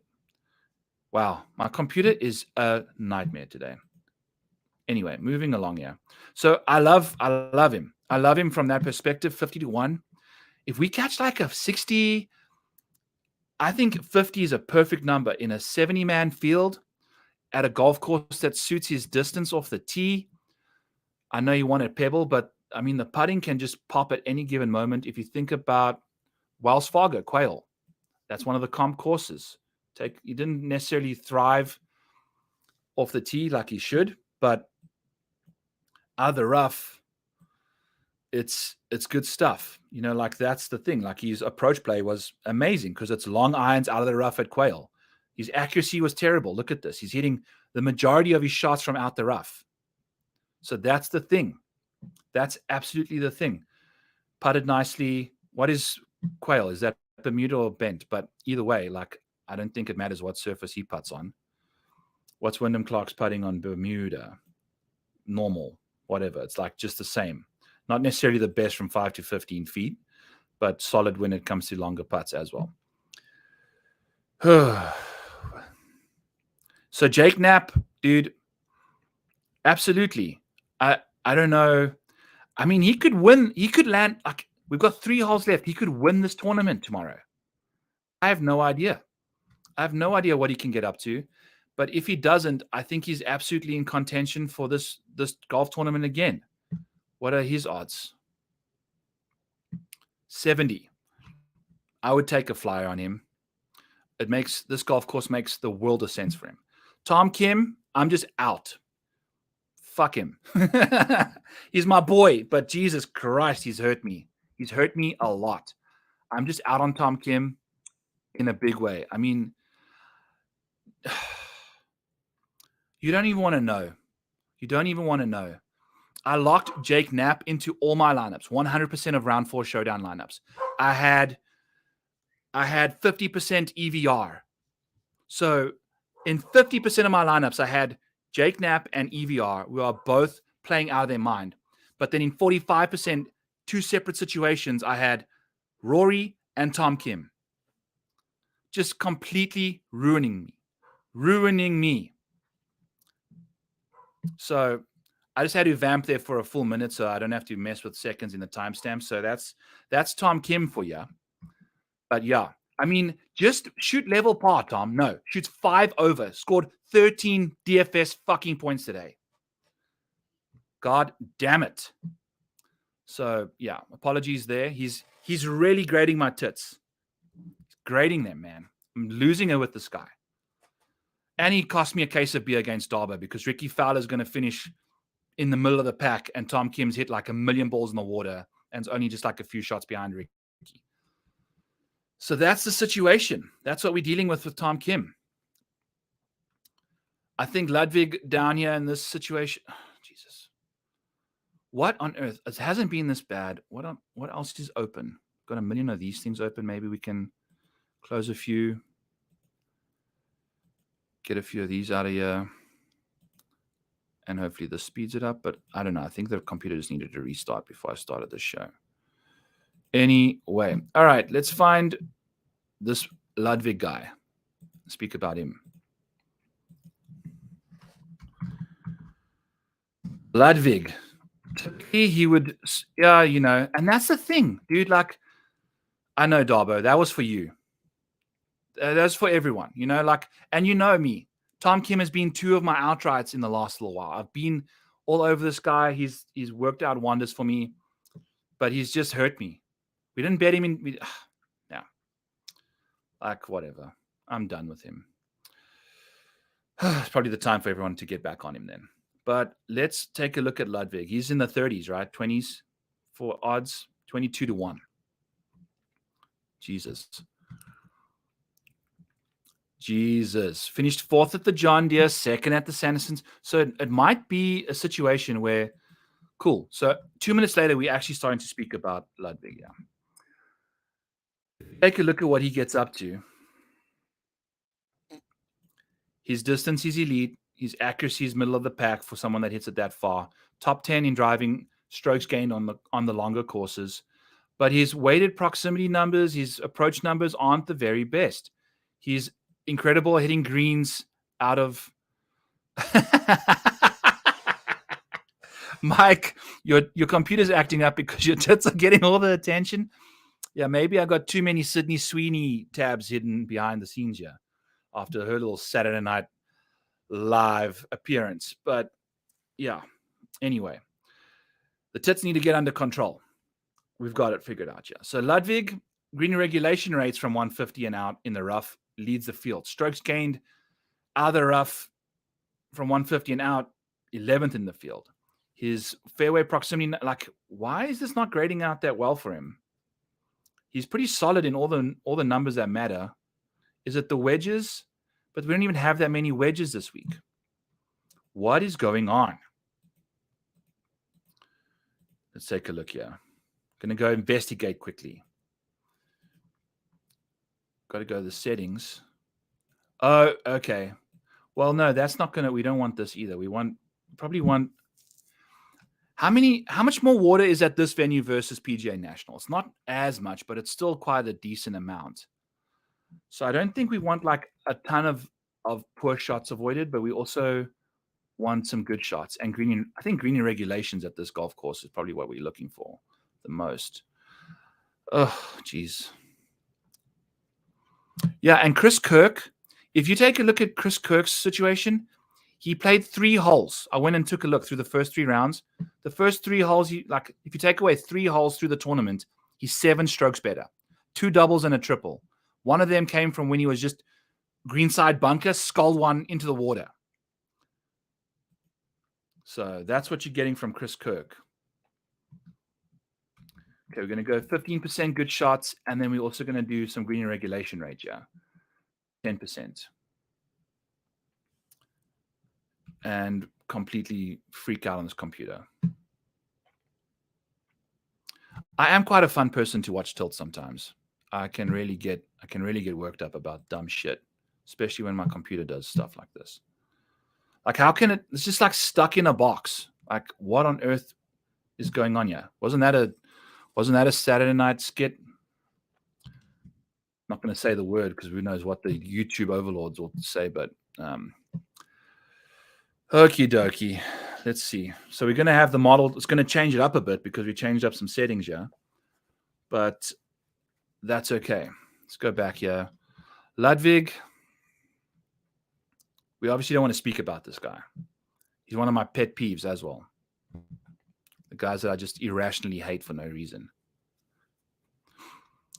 Here we go. All right. So we're back. And actually, ADD quickly, let's see what changed with the rankings here. Because we got their rankings set up.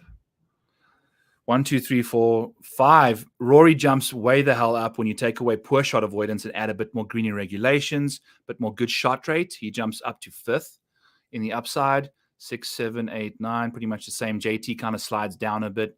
Wyndham gets a big jump up to 10th compared to where he was. Anybody else? Jason Day gets a good jump, and Tom Hoge. Interesting. Okay. So back to Ludvig. Let's get back to this guy now. I'm concerned that he's not the best on these difficult courses. Let's take a peek at his situation here. 24th in his debut appearance at the API last year. Putted his brains out for the first little while. Gained casual 5 strokes. Did nothing from tee to green at all.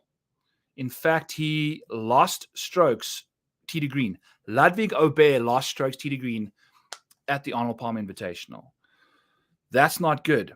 Then his first decent appearance was at the John Deere Classic, a birdie fest, where he kind of just charged up the leaderboard in round 4.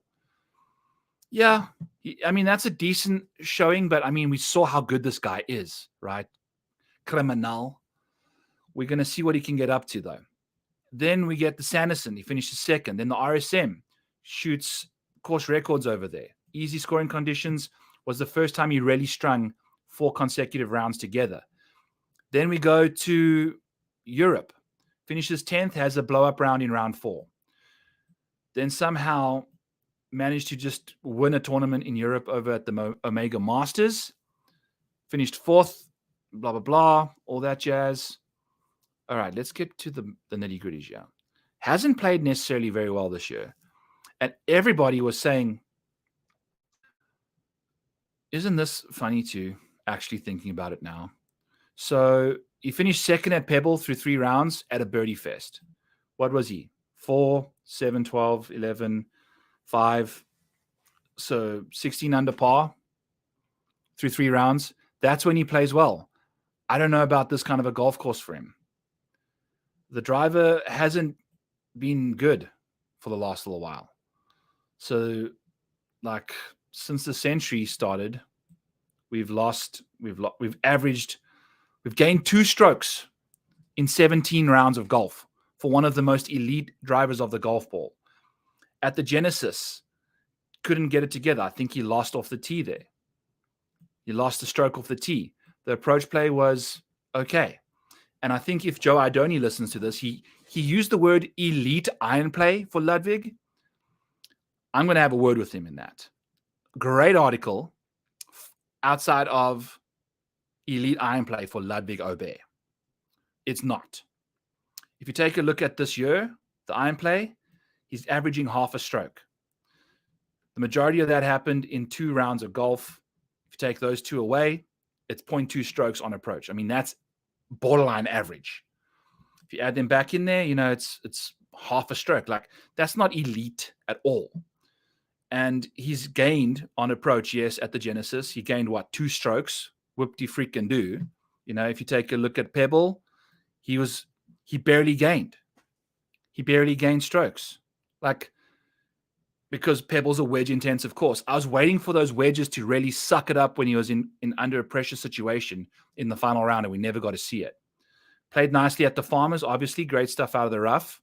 So I think maybe we can expect good iron play from him this week. The putter has been hit and miss. It's like, what are we getting from this guy? The around the green plays all over the place. Seems like it's moving in the right direction a bit. But we haven't seen him outside of Pebble Beach, the Birdie Fest, really show up at these courses with the big boys. We haven't. And the putting obviously was pretty bad at Torrey for the 9th place finish there. And I mean, geez, he played great. So there's a lot to like, but I think the hype it's too much. Yeah, but Darbo, it's not even like extremely positive. And the thing is, he's in the rough the majority of the time, too. Isn't it easier to gain strokes on approach out of the rough when you're averaging 57% fairways? So that's the thing, man. That's the thing. Yeah, Spieth with bogey avoidance, very important this week, I think. So that's what's going on with Ludvig. I don't know. I can't do it with him. Not at those odds. I understand he's playing nicely, but especially with him in his big fields. I don't know if he's going to hang with these guys yet. I need to see more from him. I need to see more. He beat up on the baby boys in the fall swing in the Birdie Fest, but that's about it for him. So that's the situation with Ludvig. Sweet boobies. 1 hour and 17 minutes. 117 minutes. I'm terrible at converting an hour 57 into minutes. We'll get there. Chris Kirk. The course history is great. Is he going to do these blow-up holes like he did for us at PGA National where we bet him? What has he got up to? Like, how does he succeed at this venue? Is he a Florida guy? What is the deal? What is the deal? The approach play was pretty bad entering the week. Then he went and just did like a million birdies to start the round, then got ice cold on the back nine, which pretty much happened to the majority of people not named Billy Horschel today. When this allows me to scroll up, we'll see what Chris Kirk has done at this golf course. And it was not off. Wow. So Chris Kirk lost a casual 3.7 strokes off the tee in 2023 and finished 40th. The rest of his game gained him a casual 5 strokes. Putting, approach play, all that jazz. So off the tee here doesn't suit Chrissy Kirk. Granted, if you take a look at his recent stuff, in his 8 rounds from 2021 to 2022, he averaged over half a stroke on approach, losing pretty much only in 1 round quite poorly, and has historically hit the ball pretty nicely off the tee. Yeah. It's interesting. He's very accurate. The irons, whether or not they show up or not, I mean, he's had a 5th and 8th and a 13th and a 15th. Wow. I mean, that's incredible course history. He's a great scrambler. I think he putts well on Bermuda. His worst finish at this golf course was the T39 last year, where he lost $1 million. This has to be one of his worst driving performances ever at the API. Lost 3.7 strokes off the tee. Like, I don't see a collection of red that thick anywhere else outside of Sedgefield, where he also lost, but not even as much there. So that's the thing with Chris Kirk. I don't know if we're going to see. I mean, the course history is incredible. This week, I think fine, because I think his issue was approach shots into the water. We're going to probably see him doing some good things Okay, this is why we've got a million other tabs open while I'm trying to pull up the last week's stuff. I'm closing out some stuff here. Hang tight. I might even end the stream by accident. Who the hell knows? All right. Let's look at Chris Kirk's situation. Data Golf, come back to me, baby. At the cog. We'll just filter on off the tee. I'm sure he'll pop up pretty quickly. There he is. Gaining 3/4 of a stroke per round. Round 1. Gained 1.2. Round 2, 0.9. Round 3, 0.45. Round 4, 0.4. So, I mean, just balling out off the tee. It was solid stuff. And I think it's mostly got to do with accuracy. Hitting 2/3 of his fairways at a golf course that's pretty tricky to hit fairways at, and not hitting at a million miles. So if he can do that again this year going into this course, we got a good shot. Should we pull up his odds? Let's see what his odds are. Probably pretty good. Yeah, 66. I think he's probably just a better top 10 bet. Because when he spikes, he spikes. I mean, he's not finished inside the top 20 outside of the Sony, where he's played well at. So what? We got a top 40, that's one. And then if you go back here, it's maybe a top 20. At 66, we can probably get some seriously solid numbers on him there for top 20 at this golf course. Which, by the way, Sam Ryder, if he can hang on for that top 20, will have had 3, a top 10, a top 10, and a top 20 at PGA National, with just a complete dumpster fire of results around those around there. For some reason, he plays so well at that golf course, and that was after a disaster yesterday. So yeah, Chris Kirk, let's go. I think what we got into him at about why we just completely skipped over Collin Morikawa. I think we're speaking about. Oh, we try to speak about Chris Kirk. Let's do this. Okay. All right. Okay. So Chris Kirk, top 20, top 5. I mean, the top 20 market has been very bad for him historically, only doing it 1 in every 4 chances. But I don't mind taking a gamble on him at this venue. I think he's back to Florida golf. I wonder what would happen if I filtered these stats on Florida stuff. That's going to be the next level of what I can get up to with all this stuff. But right now, I'm just trying to click buttons without my computer freezing every freaking 2 minutes. So Chris Kirk, going to be putting a note here for a top 20 for sure. Top 20, top 10 stack maybe. Maybe we pull the trigger on if we catch a rogue 80 or something on Chris Kirk, maybe we go to him. Catch a stray outright number.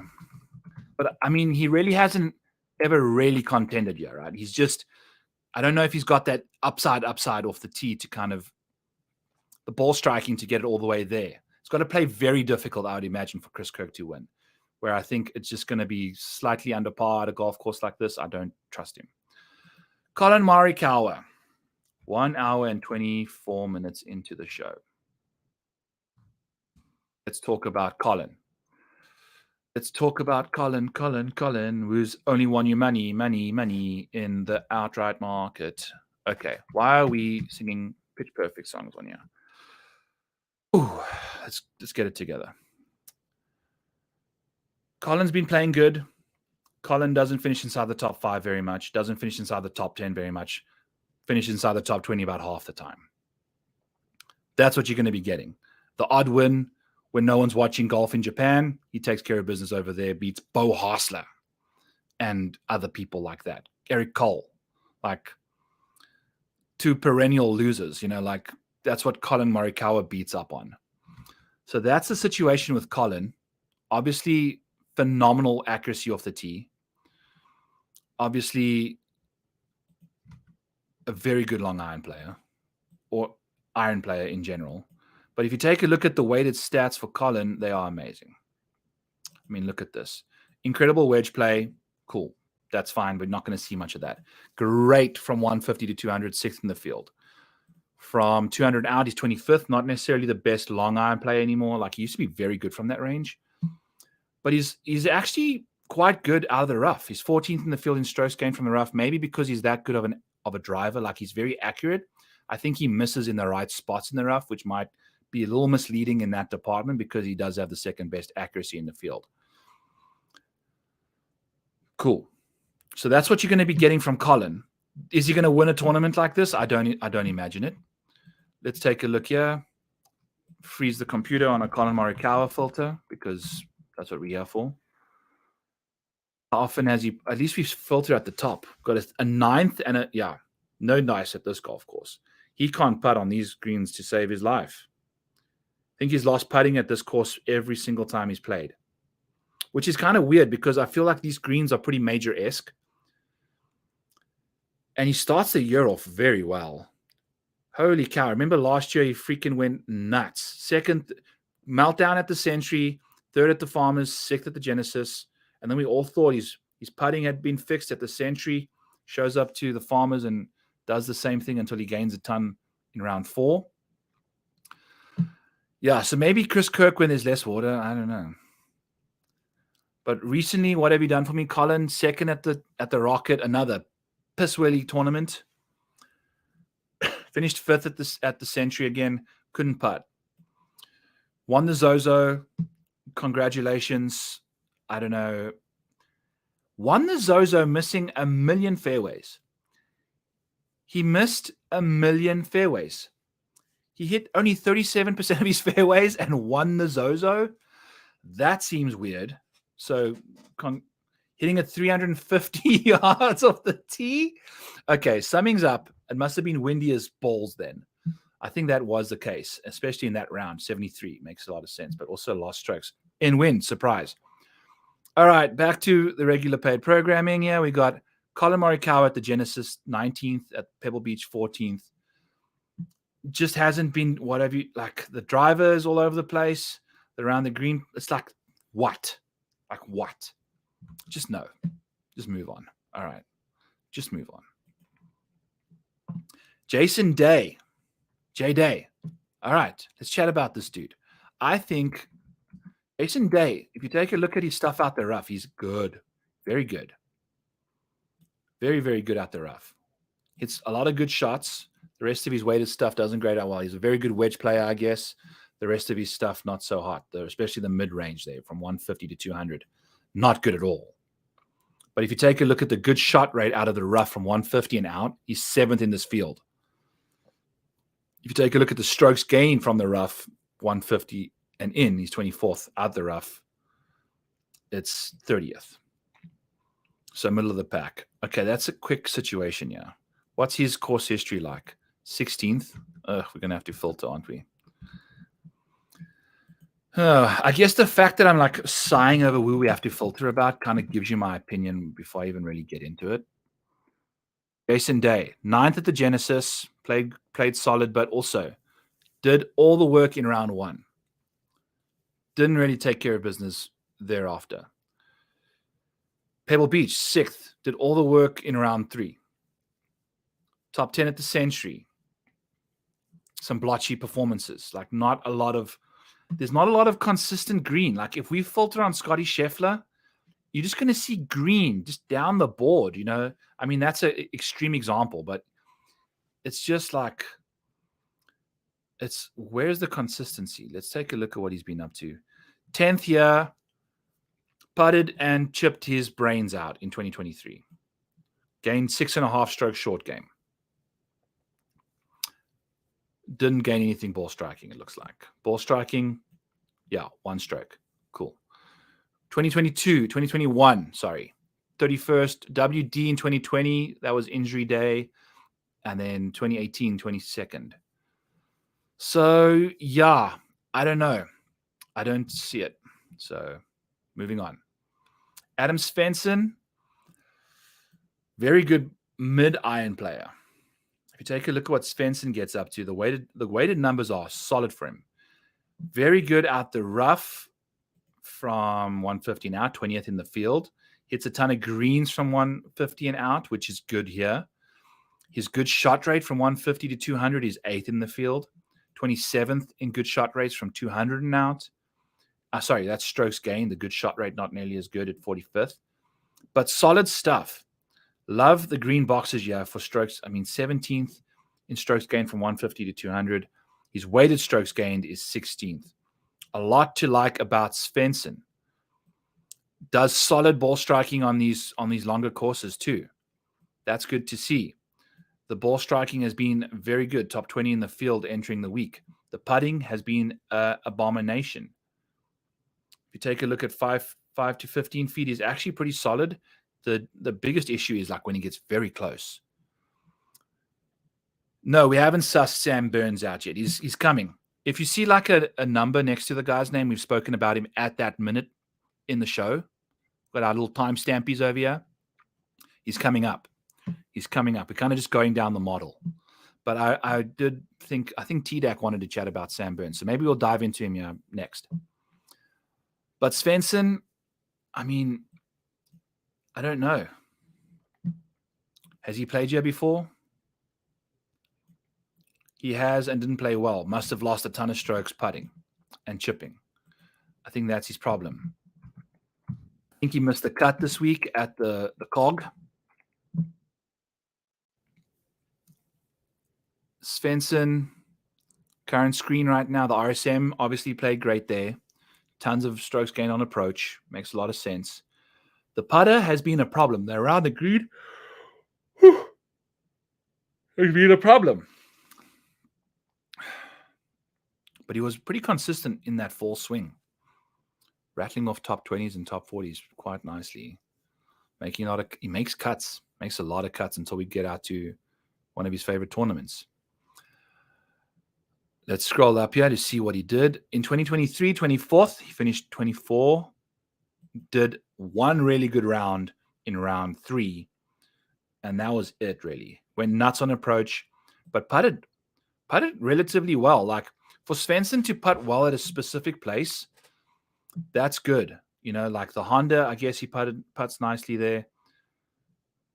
And then loses the plot once we get to the players. I don't know. Okay, moving on up the board. Missed the cut and didn't putt well in 2022. I don't know what to make of this guy. What are his odds? Probably right in this range here somewhere. Probably a little more down. 125 to 1. Interesting. I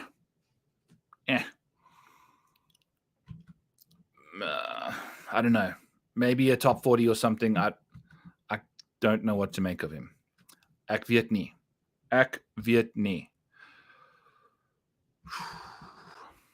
Let's do Sam Burns.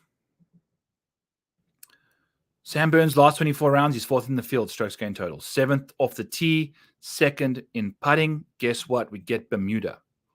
Bermuda Burns in the house. But it's not even like that is the biggest issue anymore. He putts well on all surfaces in general. And I love what he can get up to on Bermuda, though. 3rd in the field in Bermuda putting over the last 50 rounds. Let's take a look. Looks like his best range is the wedges. Like if you take a look at his recent, it's mostly wedges. That 150 to 200 range is not very good, to be honest with you. And if you're looking at strokes gained out the rough, it's even worse. Ooh, that is a concern for me. A major concern. Now, Sam Burns is a completely different golfer the last little while. Hasn't played well yet in the past at all. Let's take a look. It makes a lot of sense that he's down there. We're going to see some good golf at courses that make a lot of sense for him, but I don't know about this golf course. Missed the cut in 2023. Probably had one of his worst approach weeks ever. Looks like he lost a casual 9 strokes in 2 rounds of golf. That's probably never happened in his career.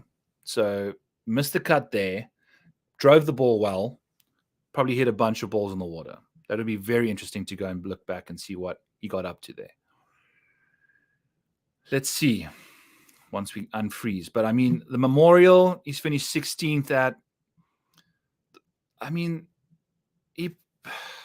I don't know. Okay. So the only solid result we had in 2022 was a 9th. And he gained 7 strokes. He gained 6 strokes putting. The rest of the situation, like around the greens at this golf course, it's been a perpetual pit of problems. He's losing 0.7 strokes on average in the last little while. So the last 20 rounds of golf, he's losing 0.6 at Bay Hill Club and Lodge. Then if you take a look at approach play, it's been pretty bad in general as well. He's losing strokes. Hot and cold, gets there, gets going. But yeah, he's definitely fixed up the approach play, but it's like, I don't think this course suits him very well. The more difficult it gets, the weirder he goes. Let's take a look. I mean, off the tee the last while, at the Genesis at the Waste Management, like if you take a look at his last 8 rounds, he's gaining 1.25 strokes off the tee. Accurate and freaking far, man. He's bombing it nicely. The approach play is looking solid. I mean, he's had 4 consecutive top 10s to start since the century. Putting well. Still doing that crap around the greens. So that's the thing with Burns, is we're going to see that. What is his odds? I'm assuming we get like 30, 40 to 1 on Burns. 25 to 1. Sure, but at this golf course, just can't get there. Right? Maybe a top 10, but at 25 to 1, what are we really going to be getting there? It is his second best stat. Top 20 rates for Burns are solid. But maybe that's because he started playing badly and started getting inside the top 20 a bit more. So I like Burns. What time do we start speaking about him? Probably 2:14, hour 34. All right. So that's what's cooking there with Burns. Let's go to Eric Cole at a golf course like this. So I think we deep dove Eric Cole entering the week last week, and he was broken. Holy cow, he sucked it up. But it was only just a few water balls, and then I think he just completely checked out. Does it go quicker if I just click a button? No. But what I do want to show you is outside of last week, Eric Cole has been driving the ball better. And it's not necessarily got to do with distance. It's just got to do with the fact that he's hitting a bit more fairways probably. But he's definitely driving the ball better. I don't know if this kind of golf course suits him, though. The recent form, whatever, like he's kind of lost the plot a bit. This was one of the first cuts he missed in a hot minute. I think that's going to be the thing with him. Take a look at what Cole's been up to. On approach, we've got some solid numbers. Does good work. Not necessarily the best wedge player from a good shot rate, but does a lot of good shots from 150 to 200, which is good. Avoids them, and he's the 8th best strokes gainer from 150 to 200. Good. From 200 and out, not anything really better than 32nd in any of those 3 stats. But when you take a look at strokes gained out the rough, it's 36th. Still waiting to see how my Cole Fitzpatrick matches up.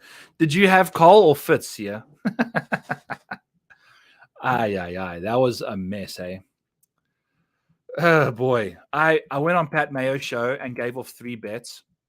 It was Eric Cole, top 20, Christian Bezuidenhout, top 40, and Russell Henley, top 20. It's not often you make a debut appearance on the betting portion of his show and tout a guy that finishes like last in the field outside of Thomas Dietrich. Like, I could not have been more wrong. Your Cole, you had soot. You turned from Cole into soot. So I don't know about him at this golf course. It's going to be all over the place. But what I wanted to get to is the fact that entering the week, if you take a look at how bad his driver's been historically in the fall, it was pretty bad. Like, we can scroll up here for a while. Like, we just go back to the end of time. We're looking at like an average of a quarter of a stroke lost off the tee. Then we flip it over from the century towards modern day, and we're averaging 0. So we're really starting to get a better Eric Cole. Granted, most of that came in Hawaii. If you take that out, the century was also pretty bad. But like, you're not seeing like really bad driving performances. Once we pull in some Honda stuff, it's going to be like minus 17 million, like the tee. So that's going to be a problem for him. But you know what I'm saying. Anyway, problems for Eric Cole. I don't think he suits. This is basically a farmer's insurance situation again with him. Max Homa is 22nd in the model. Max Homa is a 30th in recent form. Max Homa in the last 12 months has not had a top 5. Max Homa would have cost you $400 if you wanted to bet him to win 100 in every single tournament. Yikes. This is bad. He just also seems, I mean, the thing is, like, if you have a baby, I tell you what, man, just looking at how my sister's been handling my little new nephew, it takes over your world, and your mental edge gets lost. You don't get a lot of sleep. It is, shot like, you want to hear a very embarrassing situation? I thought I was going to wake up in time to do my lineups. I did a dummy lineup for my 75 lineups. I did 74. I had one other random one. 74 of my lineups had Stephan Jaeger and Eric Cole. I had 149 of my 150 max was Stephan Jaeger, Eric Cole stack. So I pretty much was out of it from the get-go. I'd never had any DFS options this week because I invested my entire budget into one lineup because I never woke up. My alarm, I snoozed it too much. Times are tough. Okay, so the thing is, the top 5s don't pull in a T5. It pulls in better than 5, which I don't mind. I feel like that's it gives me fair percentages, like it probably gives me a better edge in that department. But yeah, Max Homa hasn't finished better than a T5 at the BMW Championship. Yeah, dude, it was bad. I can't believe I did that. And I was like, okay, you know what? Let's go. Jaeger, Cole, stack those guys. I had Billy Horschel in that lineup. Not good, Bob. Not good. Unbelievable. Like, my week ended instantly when Eric Cole got on the course. So Max has been just floating around this like top 10 range. Like, he's been very consistent in that range, but like hasn't got inside the mix. So maybe a top 20 bet for Max at this golf course is the way to go. Finished 14th here last year. Lost the putter. Completely lost the putter. Pride, yeah. I mean, this is screaming top 20. Valimaki +4 first round. He's on 1 under, round 2 with 2 hours to go. Needs 1 birdie from the last 2. And what? Didn't hit in the water. Kind of like Sam Ryder today. What is Max Homa's situation? 20-1. Yeesh. So we're probably going to get like a -150 for Max for a top 20. Which to me, I mean, look at this top 20 rate. It's 60%. His top 40 rate is 65%. So like when he's playing okay, he's playing okay. But I think look at this. Like, this is a massive discrepancy in value here. He's lost you $400 in the T5 market, but won you $381 in the top 20 market. So what is -125? That gets us to probably what, 60%? If that's the number we get for a Max Homa top 20, I'm in. I'm absolutely in.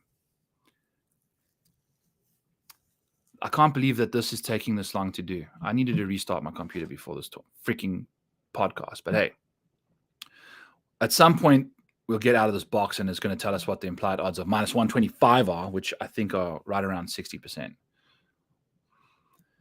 Okay, so yeah, that's the situation with Max. I don't know if we're going to bet him to win the tournament. Maybe he just pops up out of nowhere, but so far it's been just a very blue-collar mentality from him. Like, he's just not 56. Yeah, so like, should we try one more time? I mean, you get the gist. Plus 140 probably is a solid number for Max Homa for a top 20. Minus 140. I would bet pretty much probably up to minus 150 on him, to be honest with you. He's just doing solid jobs making it inside the top 20. I don't know, like, nothing is showing up. He's having to scramble his face off. The approach play is lost. The ball striking's lost. For Max's standards, it's been bad. So that's the situation. Sia showed up, bitched about Eric Cole, made us all laugh, and then he peeled out. Love it. But let's take a look here. So that's Max. We've been speaking about Max for the last little bit. Yeah, Henley's like, he's doing weird stuff, but if you take a look at Henley, look at this. Like, top 20% is 63% of the time. Like, he's also played incredibly well at this course history is for the Honda, 3rd, 8th, and 20th. Played great there. And then today, just shit down his leg. Finished, entered the week, entered the day 11th, and just now he's 40-something. He needs to get it together. He's over par on one of the easiest scoring condition days of them all this week. I mean, Eric van Rooyen was an eagle away from breaking the course record or tying it. So anyway, getting back to Max Homa here, probably was speaking about him. 2 hours is 120, 145, 140. What time do we start speaking about Max? 142? Maybe 141. Spoke about Sam Burns for a while. All right, Tommy Fleetwood. I think Tommy Fleetwood is a top 5, top 10 juggernaut, potentially top. Let's do top 10. Finishes inside the top 10 a third of the time. Once every 3 tournaments, he finishes inside the top 10, which is more than half of his top 20 rate. So I think that makes a lot of sense there. Tommy Fleetwood isn't necessarily going to have the best odds, 30-1. Cool. That's great. That means we're probably going to get probably 2.5 to 1 for a top 10 for Tommy Fleetwood. That's good to see.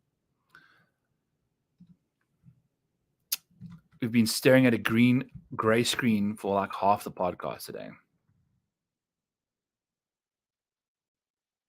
Yeah, we're back.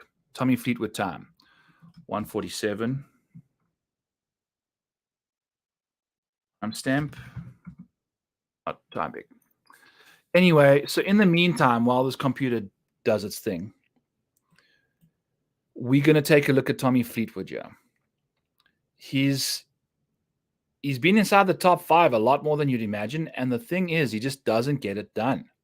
Doesn't win these tournaments.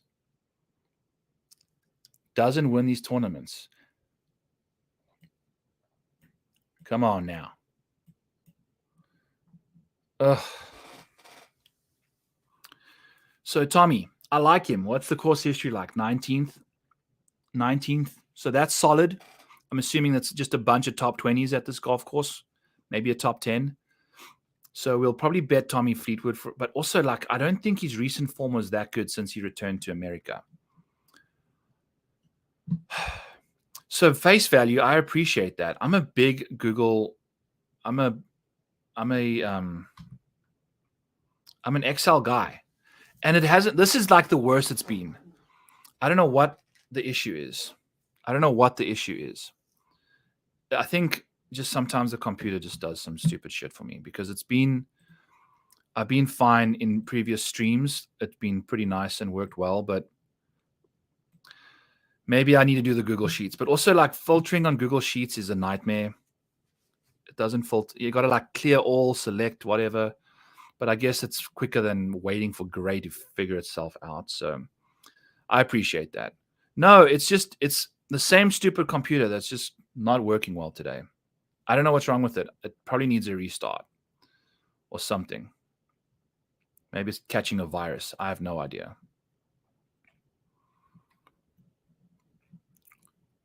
But Mike, you said it. The boobs. We've got too much boobs going on. So anyway, we'll just keep talking a bunch of nonsense. About Tommy Fleetwood, we've pretty much said it all. I don't know. We'll have to see what he's been up to at this golf course and what he's been up to recently. But I like him. I think at 30-1, that's pretty fair odds. So we're not going to type. Here we go. Let's do 147. Yeah, like we tried to do it earlier. It froze us. And then Xander face value is not under the radar. He's very much on the radar at like 13-1.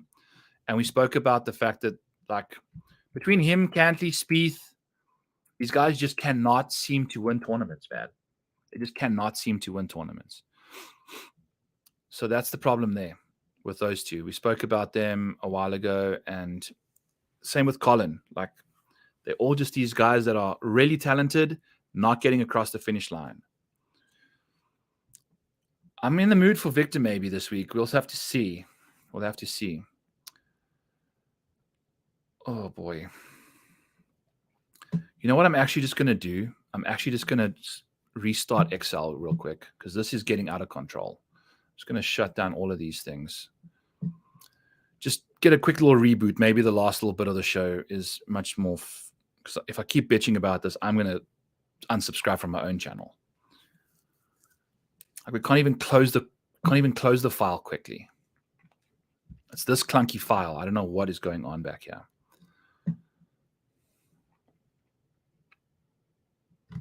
All right. So these are all the major winners. Let's save this as quickly. Let's go desktop. We'll do research quickly. Oh, boy.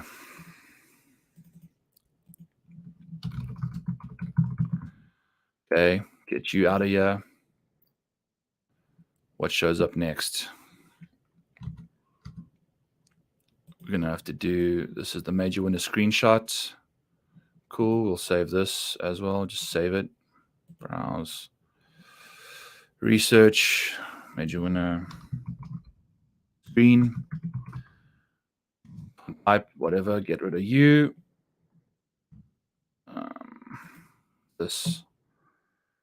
Oh, this is a massive piece of clunk file over here as well with a bunch of major data.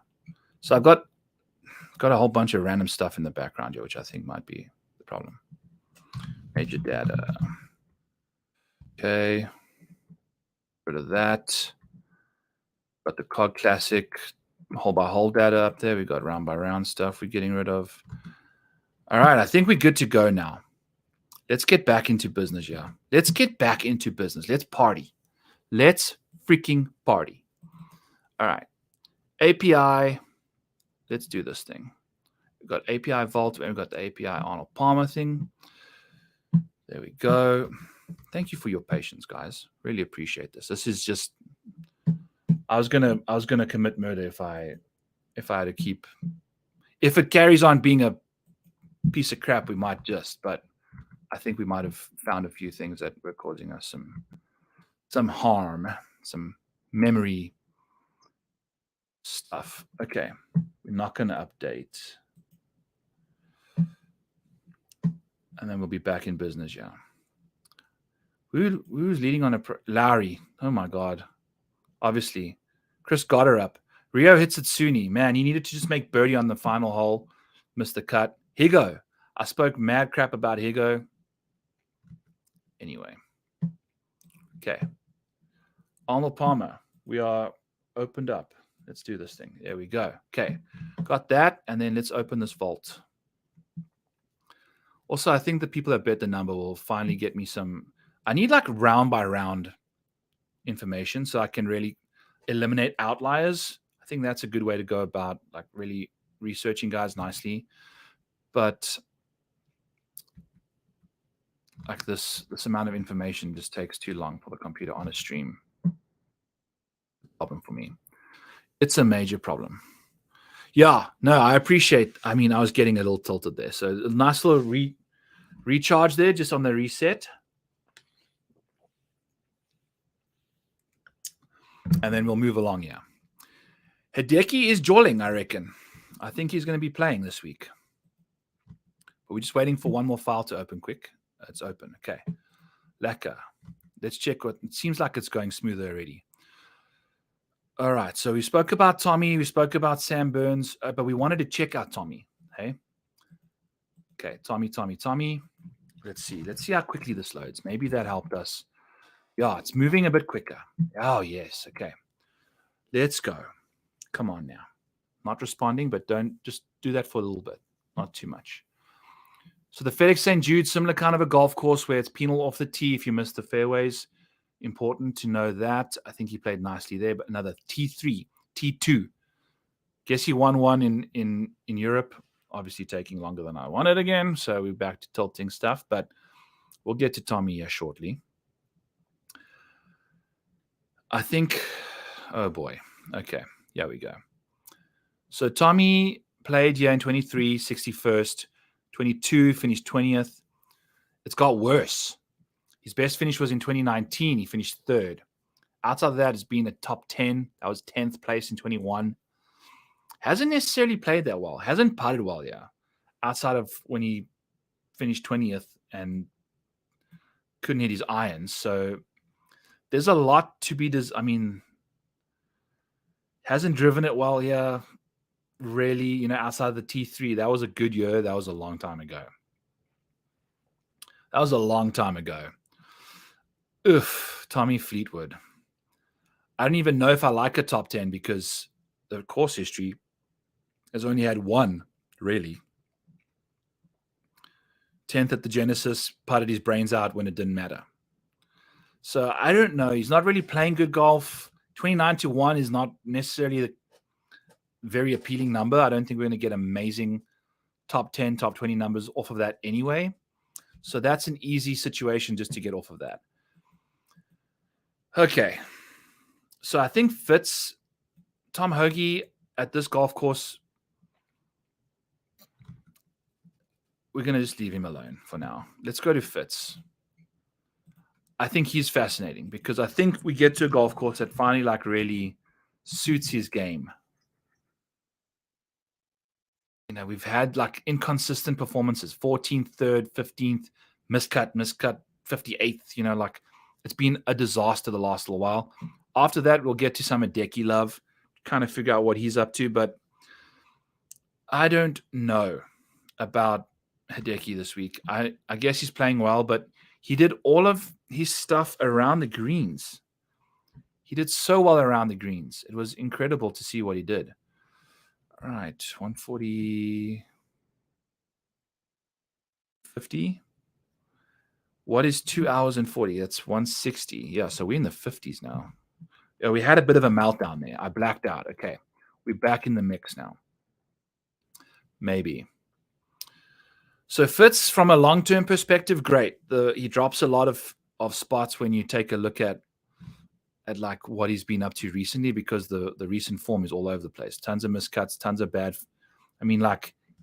blow-up holes, bad rounds where he's losing 3 strokes easily in the last 4. He's lost 3 times. He's lost over 2.5 strokes once per round, once per tournament. Not good. In 23, he finished 14th here. Gained tons off the tee, mostly due to incredible accuracy. We're not going to be getting that from him this year. He's way less accurate. I think we're going to see potentially the driver fly all over the place. Never putted well here until the final round or chipped well. He lost a bunch of strokes off. Played well, though. 14th isn't bad. He's actually, wow. Okay. Seriously good performances here. Missed the cut in his first appearance in 18. Then finished 2nd, 9th, 10th, and 9th in his last few starts. Hardly ever really getting it done with the approach play. It's been very mediocre. It's all been off the tee. He's been incredibly good around this golf course off the tee. Why? My bar is blocking the... This is what? What do you want from me? What do you want from me? Okay. I need to find a setting and say taskbar needs to disappear. Hide. Hide. Hide. Okay. Oh, beautiful. I'm going to commit murder, and it's going to be my computer. All right. Anyway, I can't even see the averages at the bottom of the screen anymore. Whatever. What we do know is Matt Fitzpatrick has played amazing golf here.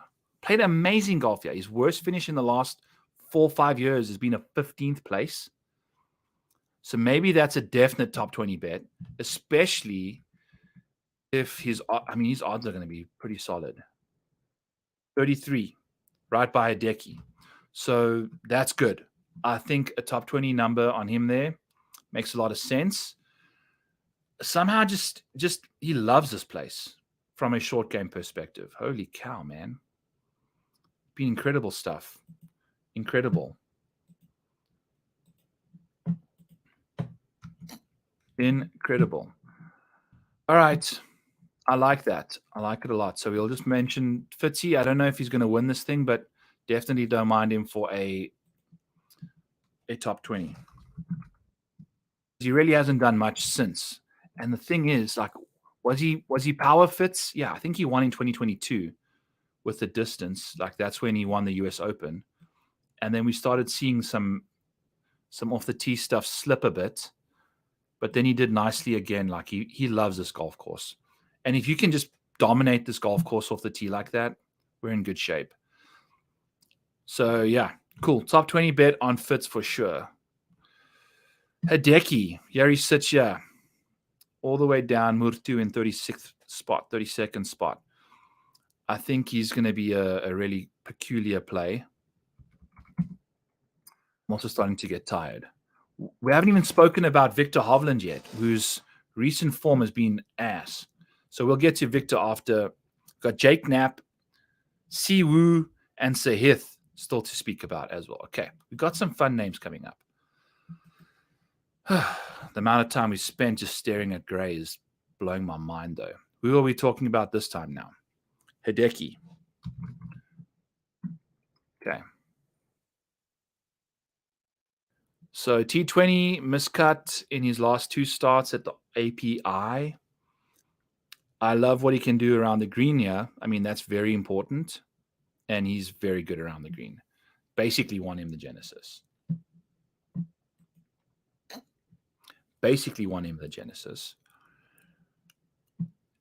And the crazy thing is the Players is coming up in like, what, 2 weeks' time? The last top 10 Hideki had was the Players. His next top 10 was a win. Like, what on earth? Like, talk about trying to figure out what the hell's like going on with golf.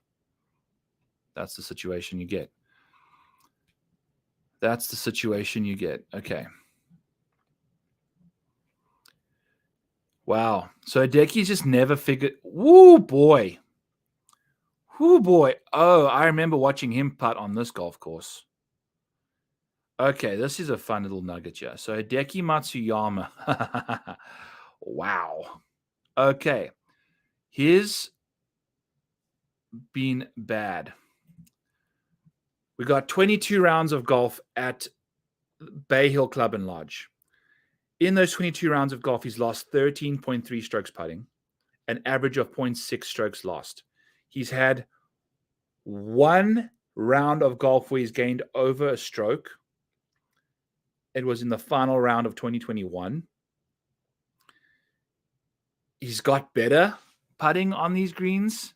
Like, he's not hemorrhaging strokes, but he's also not putting well on them at all.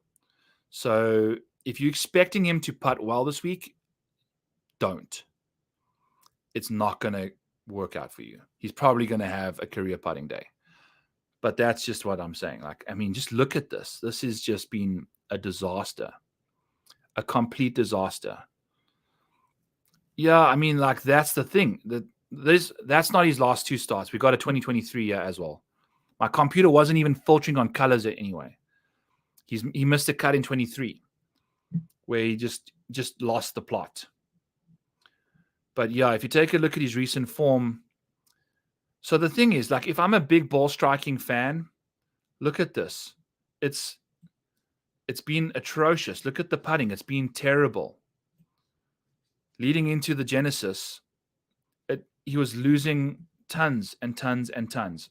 Even on approach, like his last little while, he's averaging 0.2 strokes on approach for the Genesis. Loses 2.5 strokes in round one and only gains like 4.45 on approach for the rest of the tournament. It doesn't make sense how he did it. It makes sense when you take a look at his short game. He gained over 10 strokes short game. That's not just like, it shouldn't be sustainable. It won him a freaking tournament, chipping in like crazy, but off the tee hasn't been good. Like, I don't know. I don't know how he won that event. It makes sense because he chipped a million things in, but when you got short game issues like this at this golf course, there's zero upside for me. I think I'll be fading him for sure. Especially after a win. You could absolutely see this guy check out. Could absolutely see him check out. So we cool leaving Hideki alone. Jake Knapp, I'm going to wait and see what he does in the morning. But I love him. Yeah. What is Knapp's situation out of the rough? Pull his stuff up quickly and see what he's done this year, but I'm assuming it's pretty solid. Knapp. Approach play last 12 months doesn't really have anything. Since Jan, not a good wedge guy. Much better over one, like he's a good long iron player. Yeah, out of the rough especially. Very good out of the fairway as well. Wow. With those like mid irons, he's very good so far. Like this screams it. This screams it. Whew. He's got such a good profile. Look at this distance. It's insane. Insane distance. A third, a win, and he's in third place right now at the PGA National Cognizant Classic. Like, speak about stuff that doesn't suit a golf course. He in third, and it's all iron play right now for him. He's doing good off the tee, ironing it out. It's looking good, man. I really hope he wins this thing. I really hope he does. Okay, Knapp. So we spoke about him at what, 165? Love him. I will put him on the card at 70-1 if he doesn't like win this week. I don't know. I think if we catch a stray number on him, potentially, I mean, what we've got him over here at better golf odds at what? 70-1. So I think we could catch FanDuel maybe sleeping with a 90 or something in the morning. We'll see. If he could win, he's value for top.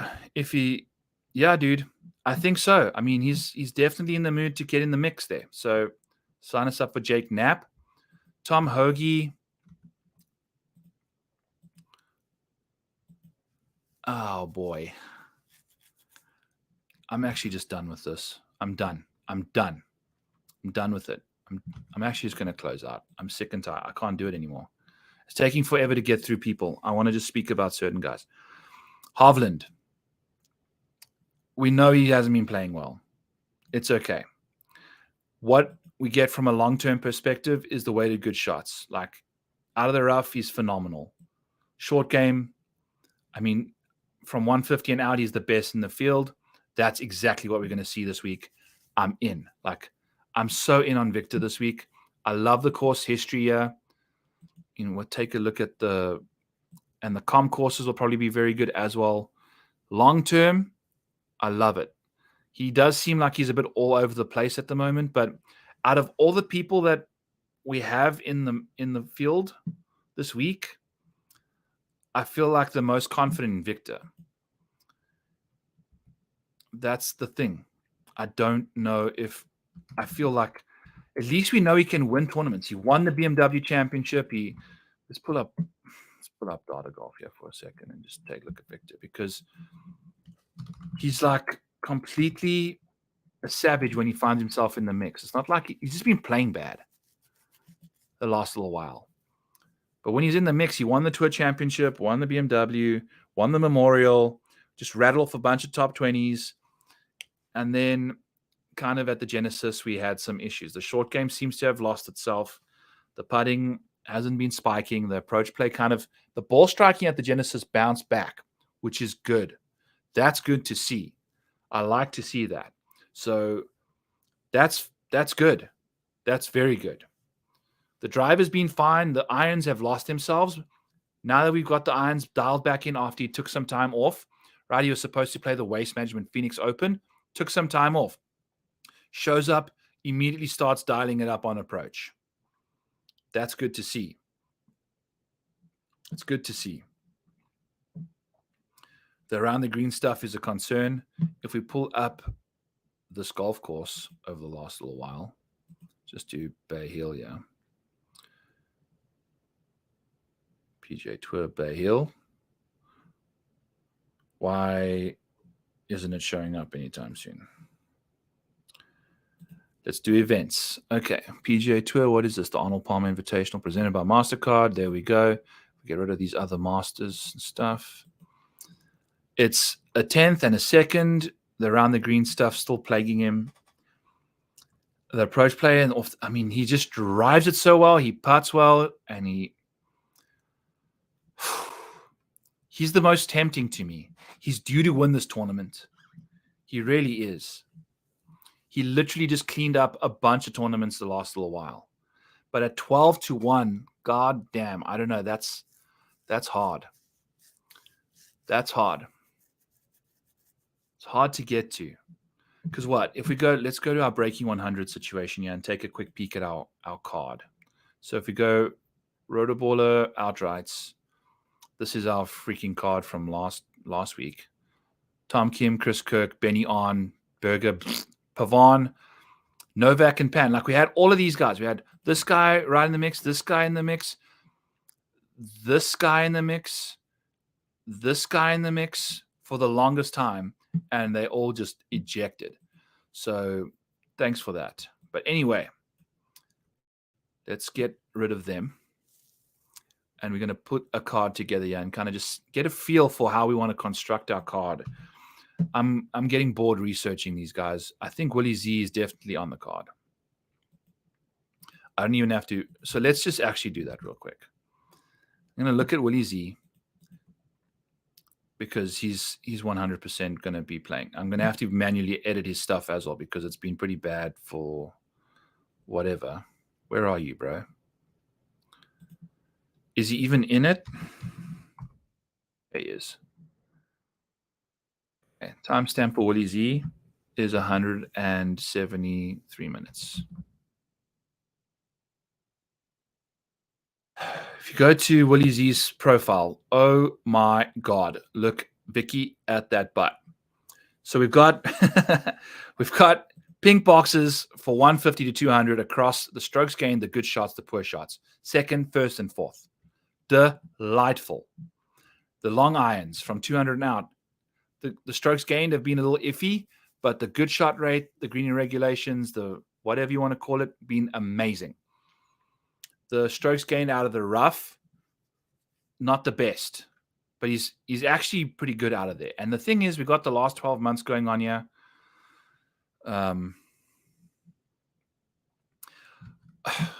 Novak and they can. I don't know. We'll see. But let's talk about Willie Z. We can look at the leaderboard again later. Off the tee, he's been great on these longer courses. Got tons of distance, decent accuracy. So there's lots to like about Will Zalatoris. If you take a look at his last few starts, he's starting to play good golf at the courses that he's played good golf at in the past. I mean, second at the Genesis, that makes tons of sense. He finished fourth there last year before he pulled out of the Arnold Palmer. Finished 53rd last year. where he putted himself out of the excuse me. He putted himself out of the tournament. Drove it well. His irons couldn't quite figure it out. What did he get up to the year before? What's his situation? Okay, we actually can see it down here at the bottom. 10th. He's never putted well here, but now we've got the new putter, right? That's the thing. Look at this. Since he's come from Hawaii, we've gained 3 straight weeks in putting. That's good to see. We've seen short, we've gained across, geez, like it. We've gained across all, he's lost no strokes in any category in the last 3 starts. American Express, Farmers, Genesis. Gaining across the board. He only gained less than a stroke on approach at the Farmers. Then he started to spike at the Genesis, where it went nuts. Gained about 7 strokes on approach. Ball striking was great. Finished second to Hideki. Blair.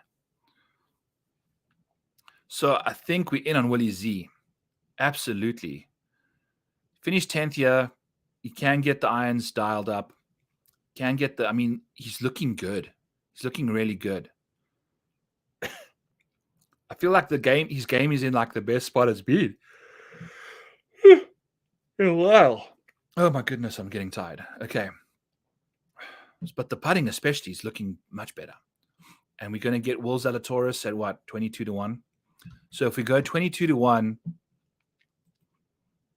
go Willie Z.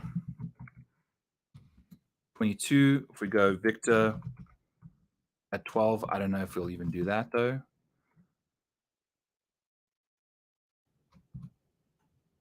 We're getting to $10 for. Let's do it over here. This is my situation. Okay, just get rid of this. So Will Zalatoris, Willie Z. Odds 22. Pick at 12. That gets you pretty quickly to 7. And then what? If you go Knapp, 70, then you're at 7x. Just those 3 guys. So Victor takes up a big portion, and it's not even where we want to go. So if we take Victor out of that, we still got a bit more juice, a lot more. But where else would we want? Where else have we spoken about that we like? We spoke about Vic, obviously. Wyndham at 50. If we go Wyndham, that's still a very affordable number. If we go, we don't really like Chris Kirk as a winner. We like Knapp. Stephan Jaeger at 125. I think we're just going to bet him top 20. Byeong Hun An at 50. Is he going to win a tournament like this? I don't know. But he suits this course very well. Bezzy, we haven't even really got Luke List. Luke List suits this golf course really well.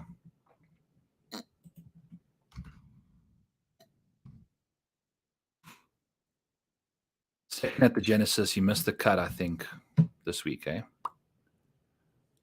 Is that what happened? I think he did. Along with everybody else. So that wasn't good. What did he get up to? It was just an abomination off the tee. Just a bunch of water balls here and there. So whatever. I think he'll be fine this week.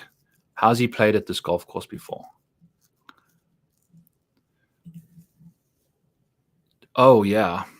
When he wasn't losing millions of strokes on the greens, he's had a 7th, a 10th, and a 17th here. Back when he was peak Luke List with the ball striking. If you take a look at what he's been up to, it's that ball striking has been right back. The putter has come and gone as it has. Kirk. Are you criminal? Are you in the mood for Kirk, eh? Off the tee, he hasn't really gained as much as we'd hope, but he does do it nicely at this course. So I think, wow. List at 100. That's a smash. Absolutely love that. I just don't know if Chris Kirk's going to win, cuz that's the thing. I think I'll definitely be betting him top 20. I don't know what's Kirk. 66. I'll just put him in here just to see. And we can still leaves us with a bit of juice, but I'm not really in the mood. Oh, you fine. You good. Just sharing my thoughts with you. Kind of. Who else do we want here? I don't know if Bezzy will suit this course, especially off the drive with the driver. Like he's going to get eaten up on this course. Tom Hoge's fascinating at 125 to 1. He made the cut for the first time this week. Like Tom Hoge, and he putted like complete garbage. Like if you filter on strokes gained approach, he has Tom Hoge sitting at a casual 0.12. Sitting at a casual 0.12. Love what we're seeing from him. So that's what Hoge's been up to. It's just been the short game that is completely let him down. Around the green play is completely disgusting. Can't figure it out. So that's not at this golf course. We can't do that. Despite being one of the best iron players in the world. He's been incredible. Been incredible with the irons the last little while. Like it's just green bars. He's just not gaining around, and he's actually gaining putting. Like repeat, Jesus Christ. He's also gaining off the tee a little bit. It's super interesting for him. It's just been this like Van Rooyen at this course. I don't know. I don't think I like Van Rooyen at a course where you can't make tons of birdies. He's a birdie machine. I think he's played well at all these courses that you can go nuclear at. I don't even know if he won the Mexico, so he'll be in the field.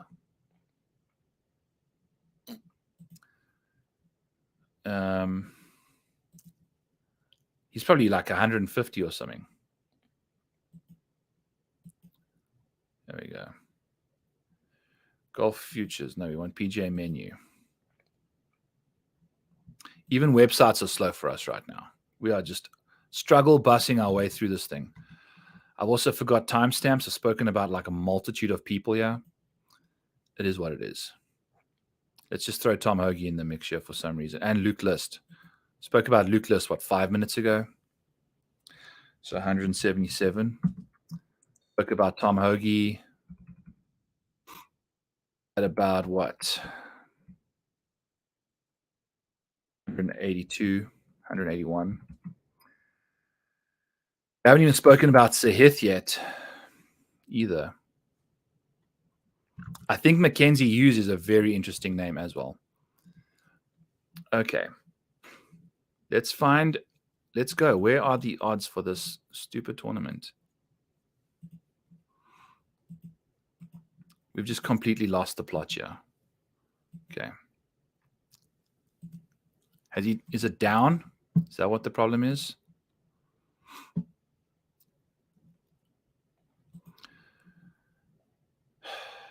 This has been a struggle today. It's been a complete struggle. I appreciate you guys for hanging through here. Spieth to me is like matchups. It would drive me nuts. They would drive me completely nuts trying to bet a Spieth matchup. I think you bet Spieth like top 5, top 10 and just call it a day. So I think he's too boom or bust. And matchups, you want like consistency. So we've just lost our odds. Yeah. Lost the odds. All right. So that's I guess that's midnight. Must have lost him at midnight. Moving on. So that's Luke List's profile that we got up on the screen, yeah. All right. So before we get back there, how on earth is CT Pan going to win this tournament? CT sitting -9. He needs to get to -14, and he's got 9 holes to go. So he's got to make 5 birdies. Pavon has got 3 holes left. He's got to make 4 birdies in the next 3 holes. Not going to happen. Not happening. So we kind of screwed there. Benny Arn's finished. He's sitting at 16th. So it is what it is. Chris Kirk, whatever. Maybe he does. I need him to just finish inside the top 10. Bad. We've got the par 5. That gets him to 16th. Make another birdie or 2. If Pan can tear up the back 9, we are in good shape. I would love that.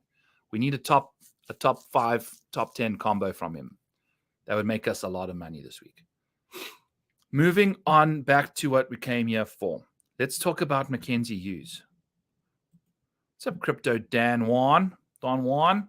We're having some technical issues, so we've shut down the majority of the models. We're kind of just now looking at the main one. We're having a tough time deep diving. The computer is being a little biatch today. So Mackenzie Hughes really struggled in Mexico.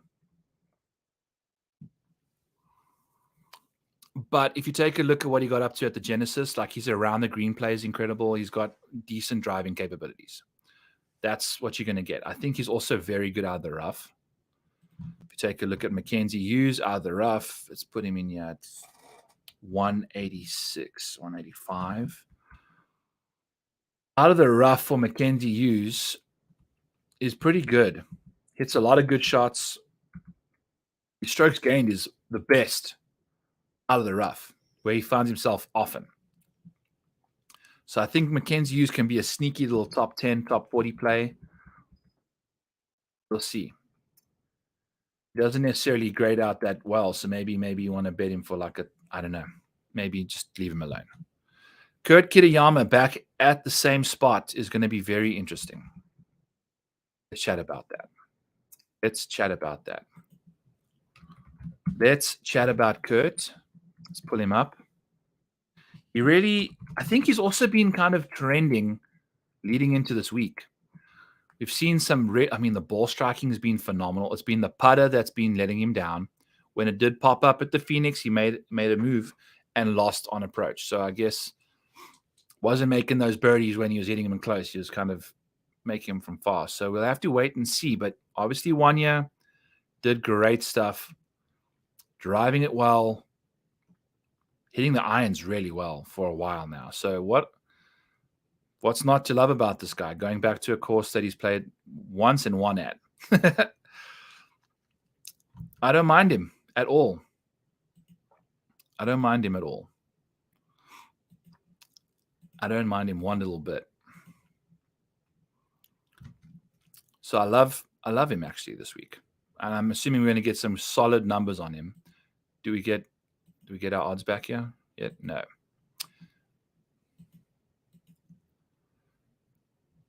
Oh, well. Okay. Let's go back to what we were talking about, yeah. Yeah, and I think, dude, you can just throw Kitayama. What's he, 100 to 1? So if we throw him on our card, yeah, Kitty at 100, like hardly going to make a dent into your thing. So I don't mind him if he's sitting in that range. Or maybe was he 70? I think he's probably 70 or so, 66. Still a pretty cheap investment there. We've got like a whole bunch of like ball striking beasts over here. And Willie Z. I don't mind this like collection of outrights right now at all. Maybe we were cooking too much when we were looking at the odds board and got shut down. So that's Kurt Kitayama that we're definitely in the mood for. I actually really like that. Good suggestion there. Criminal. Any other names that I'm in the mood to chat about? Russell Henley can go suck one. Unless he finishes top 20, then we can chat about him later. Patrick Rodgers doesn't have the greatest course history. Good like course fit off the tee. What is his situation here? Not a very good iron player, but he's the best from this range from 150 to 200. if he can just make the cut. Adam Schenk is interesting. What's he been up? I think he was kind of floating around, but he hasn't been playing good golf lately. Again, baby's probably starting to grow up now.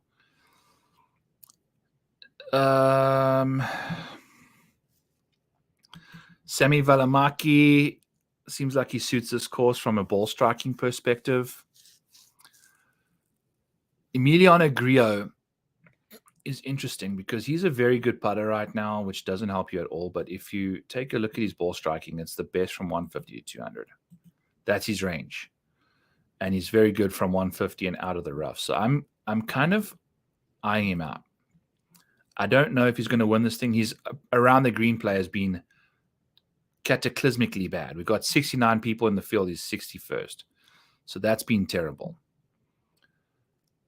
Sepp Straka is interesting. I don't know. I think that's it for me. Ricky, maybe we start betting Ricky for top 20s again because he just seems to be floating around that situation, but maybe later. Sahith, definitely. Let's speak about this guy. I think he's due for another win soon. If I'm not on Sahith and he wins this next tournament, I'm going to be very sad. Because we were close at Kapalua. 5th at the Phoenix on approach. I think he's very good out of the rough. He's a wedge guy, also a long iron player. That's his range. It's 150 to 200. I don't know. It doesn't look like it sets up well from him from a surface level situation. He's putted well on Bermuda though in the past. Let's take a look here. What is his approach situation like? But that's the thing. He's so volatile. He just shows up and wins these things out of nowhere. So his proximity is pretty good from the rough. Doesn't need a lot of greens, which is a problem. And the thing is, like his 150 to 200 has been a bit of an issue. That's the last recent while. That very important range is a bit of a problem. 150 to 200 for Sahith. Oof, I don't know. I can't believe our odds are down. That sucks. All right. So that's the thing with Sahith. Let's chat him about him yet. 190. And Siwoo is interesting. Hits a lot of good shots from 150 to 200. That's kind of the thing. Very good long iron player. But again, excuse me. Very accurate. He's a very accurate driver of the ball. Hasn't played well yet in the past. Maybe it's because of the putting. Siwoo, maybe we find a new Kim in our lives. Hasn't had a top 10 in forever. Oh boy, just no. Nothing good about Siwoo this week. I think that's it. I think that's going to be it. Højgaard played nicely at the Farmers. This is a big boy event now. I don't know. I think he missed his chance. Really hasn't done much since the Genesis was a chance to do that. Missed the cut here when he played here in 2022. I don't know. Had a really good run there. Farmers played well. What is his situation? Very good from 150 to 200. Like, love that range from him. I think he's a great wedge player. Long irons. Not nearly as good as you expect from the long irons, though. All right, Darbo, have a good night. I'm about done as well. Out of the rough, he's not very good either. So we'll find Højgaard at a wedge fest. I think that's his spot. But that's it going to be for me. We've got what? The PGA Rotoball, the PGA show tomorrow with me and Spencer. We've got the finishing of this tournament Got the Back Nine Bets betting show on Tuesday night. And I got B-Rad from NBC Sports coming on for Hacking in Hollywood on Wednesday. We're going to be doing Schitt's Creek. It'll be a fun show. And then that's it. That's going to be it for the week.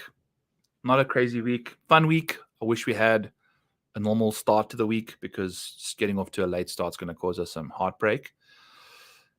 But we'll have ourselves a good week. I'm exhausted. Have yourselves an amazing evening, everybody. And Schitt's Creek is going to be fun, Darby. It's going to be lots of fun. Use code Maniac for your premium stuff over at Rotoballer. We are upgrading the Discord. The Discord's getting a full rework here, potentially. Telling you some trade secrets, but looking forward to that. So use code Maniac for 10% off. Get access to the Showdown model. Get access to all my PJ Stat Buffet, all that jazz. Chat to you later, Criminal. Thank you, everybody, for being in the chat. Hit the little like, hit the subscribe on the way out. I appreciate you all. I'm off to bed. Wake up. Don't even have to wake up early because the odds aren't going to be out potentially. Maybe they are. Who knows? But have a great night. Apologies for staring at gray screen. I'll make sure that doesn't happen next time. But we managed to find some good names and kind of have an idea for where we're going. All right. We'll catch you on the next shows, guys. See you tomorrow night at 9:30 Eastern on the Rotoballer PGA YouTube channel.